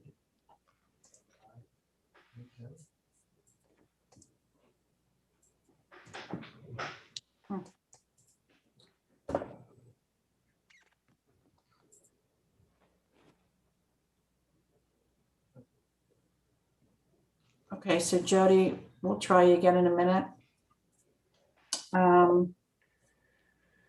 Barbara Mangione, I'm going to ask you to unmute. Lost my sidebar. How is that, John? Yep, sounds good. Okay, I just want to reiterate what Simone mentioned, that, again, I want to thank Chief Alfano, Officer Llewellyn, K9 Zane, and all of our police department. It is National Police Week, which runs from May 9th to May 15th. Thank you for your dedication, your service. We're a better town with all of you here, and you're just a great group of people. Secondly, I'd just like to mention about the Rare Community event again. I had the opportunity to meet in person with Jessica Folia. This is regarding solid disease and awareness and fundraising that's happening at the town park on May 23rd. I also had the opportunity and the pleasure of meeting Ben, who's just the sweetest little boy you ever wanted to meet. Great smile, infectious laugh, and my daughter and I look forward to meeting her and her family and donating to this particular event at the end of May. The last thing I want to bring up is, and I'm sure I'm being redundant and I apologize, but I have been for months, going back to last year, mentioning to the board through email, on Facebook, unfortunately, too, I do it sometimes, having committees keeping their minutes up to date. I know there is a little bit of a lag time because they have to have them approved at the following month's meeting. So there's usually a 2-month lag time, but that sometimes is not followed by several committees. Some committees don't post at all. It is important because residents are more and more aware of what's going on and keeping up with a lot of town business. So it's kind of nice to have some continuity with information coming out of the various committees rather than going into a meeting blind, not knowing what happened 2 or 3 months ago or whether any progress was made.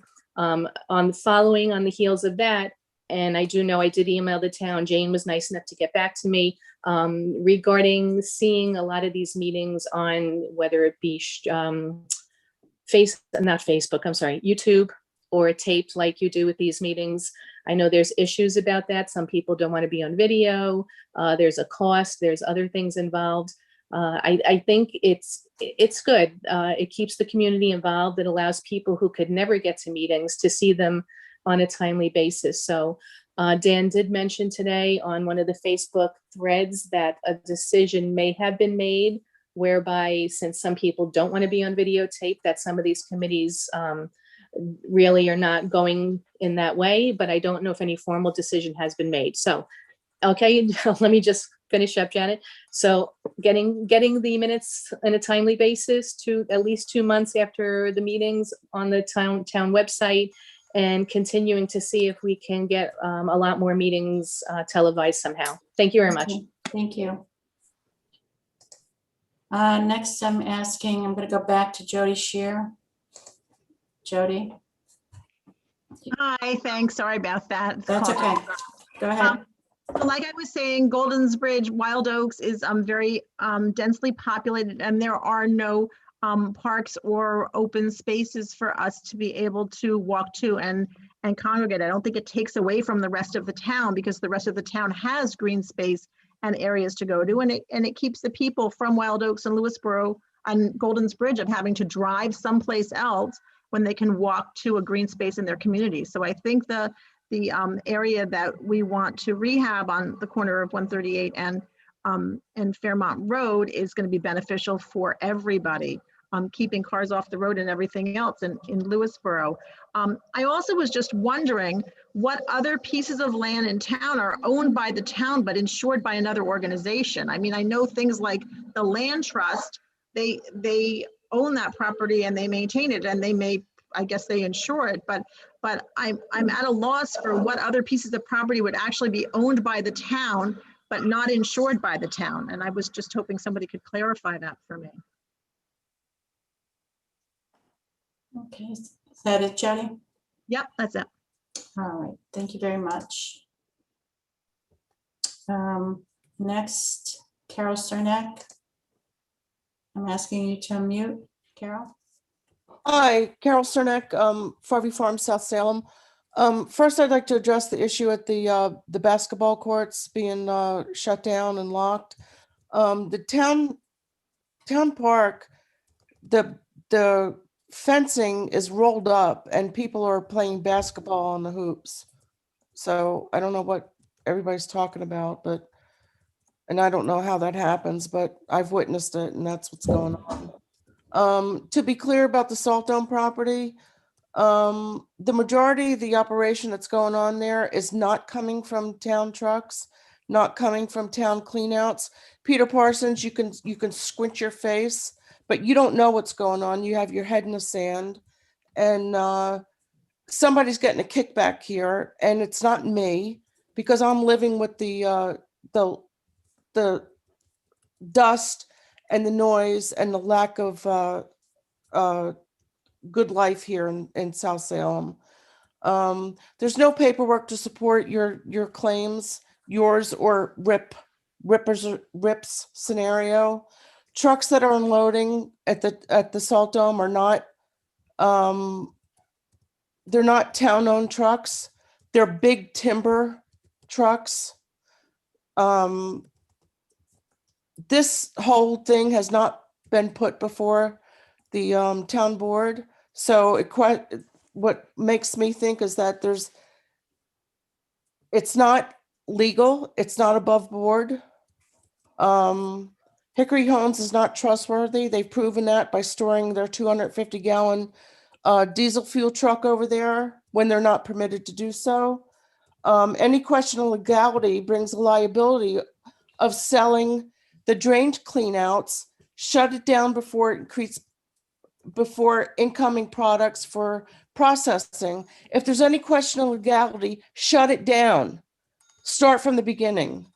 And Mr. Supervisor, you are without a clue and the most rude and ill-informed person I've ever met in my life.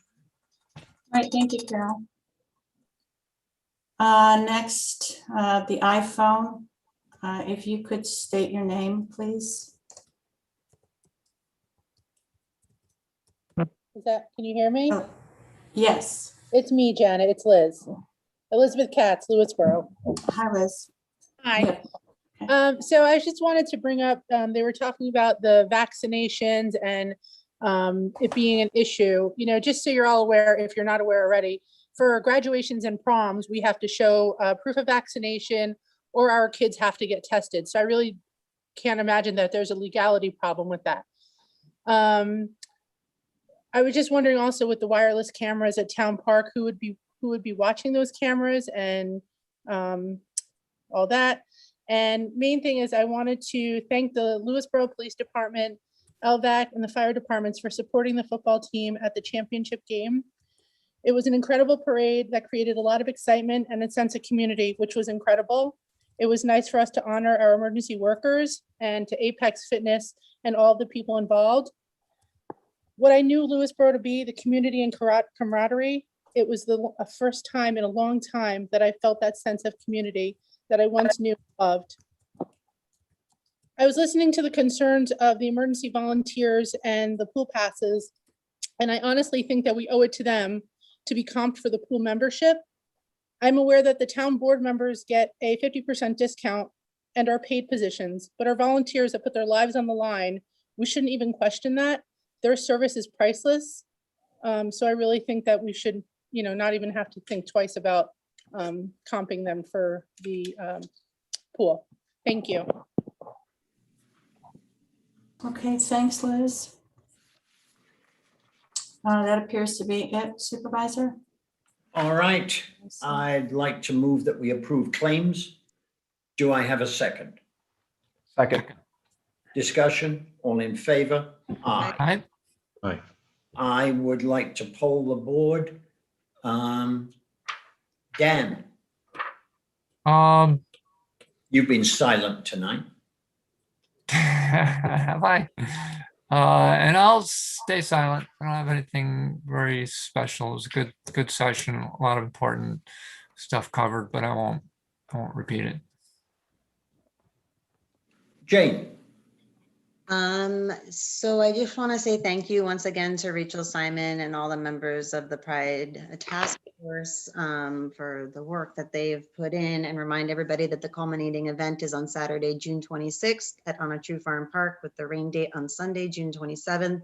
But it's a month-long effort and called Lewisboro Celebrates Pride. And we look forward to you joining the group and making it a community event. And then I also wanted to thank Barbara for bringing up the fundraiser on May 23rd at the town park, and Jessica Foglia supports the Lewisboro Town Park Playground Improvement Project.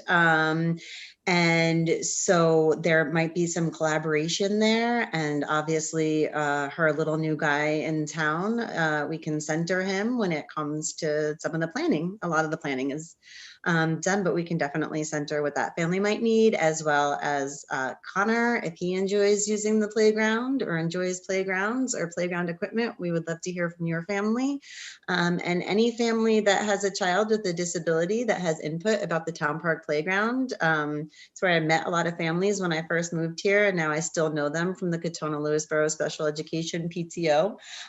So please do get in touch and become a part of the project and the process. And the Lewisboro Town Park Playground Improvement Project is, they're having events in the summer, food truck events with music, and it's a little fundraising for the playground, but also community events. And I know that they're going to be a blast, and I know that they're going to be collaborative with the families who have already been working on these disability awareness issues. So I look forward to it all coming together, and I look forward to seeing the community a bunch this summer. I have missed you. Two things. Jane, I will be at a Mets game on June 26th. I apologize with a whole bunch of my family, the Mets part of the family. Well, There is another part of the family that's Yankee, but I appreciate you giving your regrets. We'll miss you. next, I quite often hear this about there being no preserve, town-owned preserve in Golden's Bridge. There is a place called Brownell. We opened the way into Brownell by putting an entrance opposite the Golden's Bridge Fire Department. And you can walk there and just walk in, and you can go the whole way around Brownell. And there's also the old Golden's Bridge. The rail trail. Which Yes. has been established, the rail trail, which is wonderful. I thought everybody knew about that because it was new. I hope people know about that. It's a And there's very also special place. Fox Valley Park, which has Yeah, but Fox Valley is a long walk. it has a nice trail from the valley to from the park to the elementary. Increase Miller. Yeah. Yeah, and so as long as we're mentioning, it's a long walk for who? So is the rail trail. So as long as we're mentioning Golden's Bridge Parks and Preserves. Okay, but there is a huge amount of work being done at Brownell at the moment. Yeah, so there's definitely some spaces, but I'd still love to see this pocket park established. Okay, I'm not saying we shouldn't have the pocket. But I think you're right to kind of. But somebody says there is nothing else in Golden's Bridge. Brownell is one of the most beautiful preserves in town. Yeah. And they a whole bunch of volunteers are working their hearts out to put it in great shape at the moment. Good point. I think the question that Jody presented was in terms of the insurance needs for anyone that's doing anything on town property. Well, if it's a preserve, insurance is very low because people enter a preserve at their own risk, which is it's about the only place in town which you enter at your own risk. I had one more thing that I wanted to mention. Okay. In terms of it being Police Appreciation Week, I also want to thank our police department, Chief Alfano, Sergeant Llewellyn, the K-9 dog we mentioned, and also Officer Erica Holtz. Okay. Finally, announcements. There will be a town board meeting on May 24th, 2021 at 7:30. Are you done with polling of the board, Peter? Didn't we do that? No. Oh, I skipped you. And you skipped Rich, too. And Rich. I'll let Rich go first. All right, Rich. Good evening. Just a few items. Wanted to. A few items. Quick items. Maybe I should go Rapid fire first. succession. Hope all the moms out there had a wonderful Mother's Day. Thank you to everybody for approving the grant advisory committee. Please get your applications in as soon as possible so we can address that.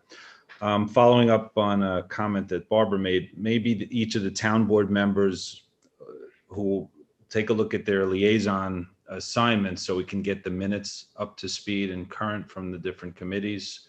That was a valid point that we should be current so that the members of the public can have prompt access to that information.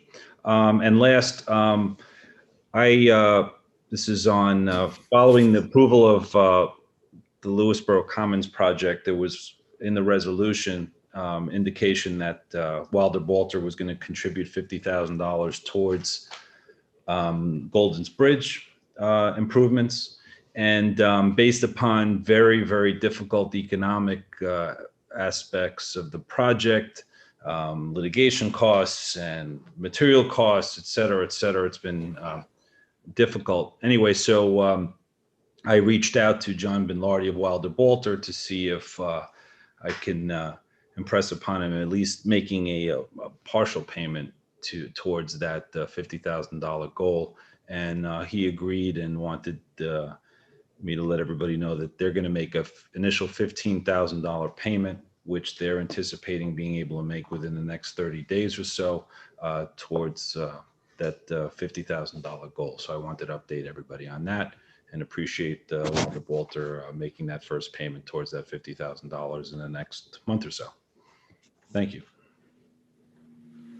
Great, Rich. Tony. Okay, so Memorial Day.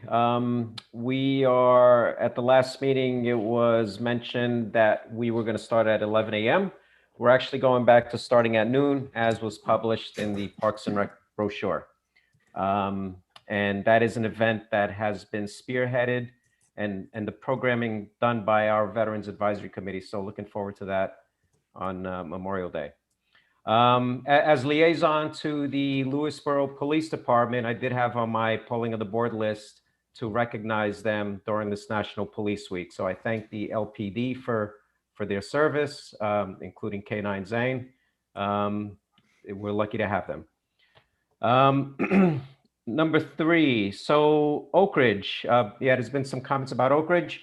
We had a meeting last week at the water plant, which included president of the Homeowners Association, the person that is head of the Vistons for Safe Water, the plant operator VRI, our engineering company that helps us with the engineering work, Delaware Engineering, and myself and Peter Parsons. So we did a tour of the plant.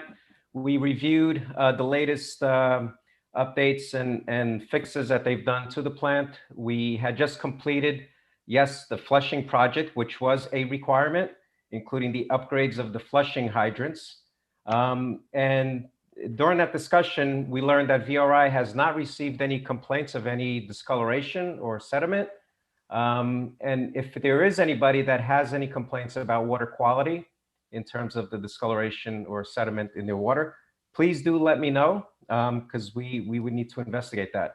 But the flushing is something that was required. There will be another flushing in June, and the intent is to do quarterly flushings rather than twice a year at the higher scouring velocities, which they weren't doing before. And now with these new flush valves, it'll do a better job of cleaning out the dead ends, which have years of accumulated sediment. And now hopefully it'll be gone. The other related to Oak Ridge, we also reviewed the area where the new proposed building expansion is going to be. That's going to house the filters that are required for the PFAS mitigation. So we did that review with the folks that were at that meeting, as well as discussing other enhancements that will go into the plant now that we're going to have room and space to move some additional equipment potentially into that new space, including some more redundant pumps that are being planned for, and some other items as well. But again, I'll stress to people that if they do have any specific complaints about their water quality, to please let me know.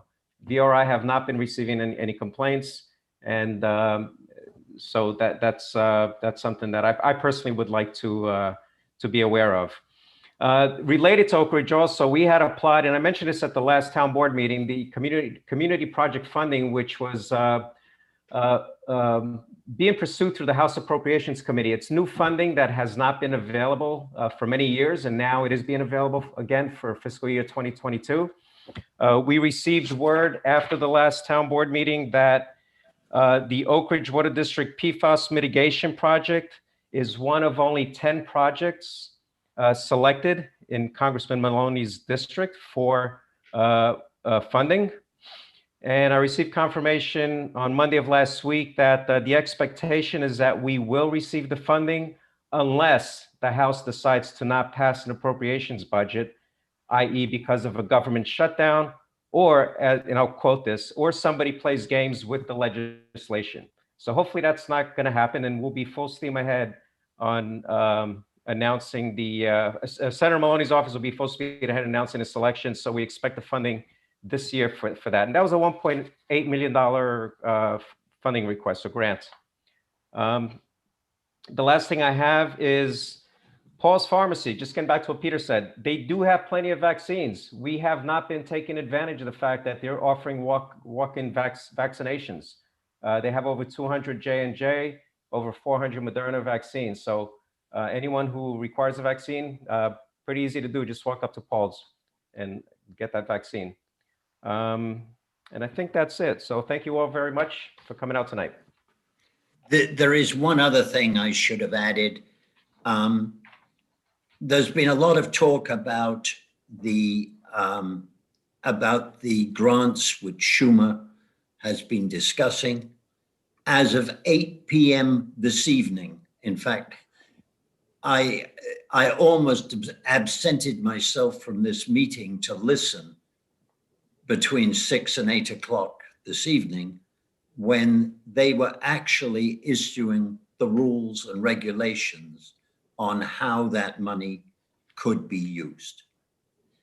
Practically, we will begin to find out later this week, and we will work our way through it, and we will begin to figure out how we can use it. Because as I understand it, there will be significant restrictions on how we can use it. And you're talking about the relief plan money, correct? Yes. Thank you. Yeah, I refer to it as Schumer's money because he walked around the entire state with it tattooed on his forehead. I did it. Okay. I'd like to adjourn to go into executive session to Peter? discuss. What? I've Right. already said when the next meeting is. Haven't I didn't hear it, but. All maybe right, you I'll did. try again. The next town board meeting will be on Monday, May 24th, 2021 at 7:30 via remote access. I'd like to make a motion to go into executive session to discuss union negotiations. Do I have a second? Second. Discussion, all in favor?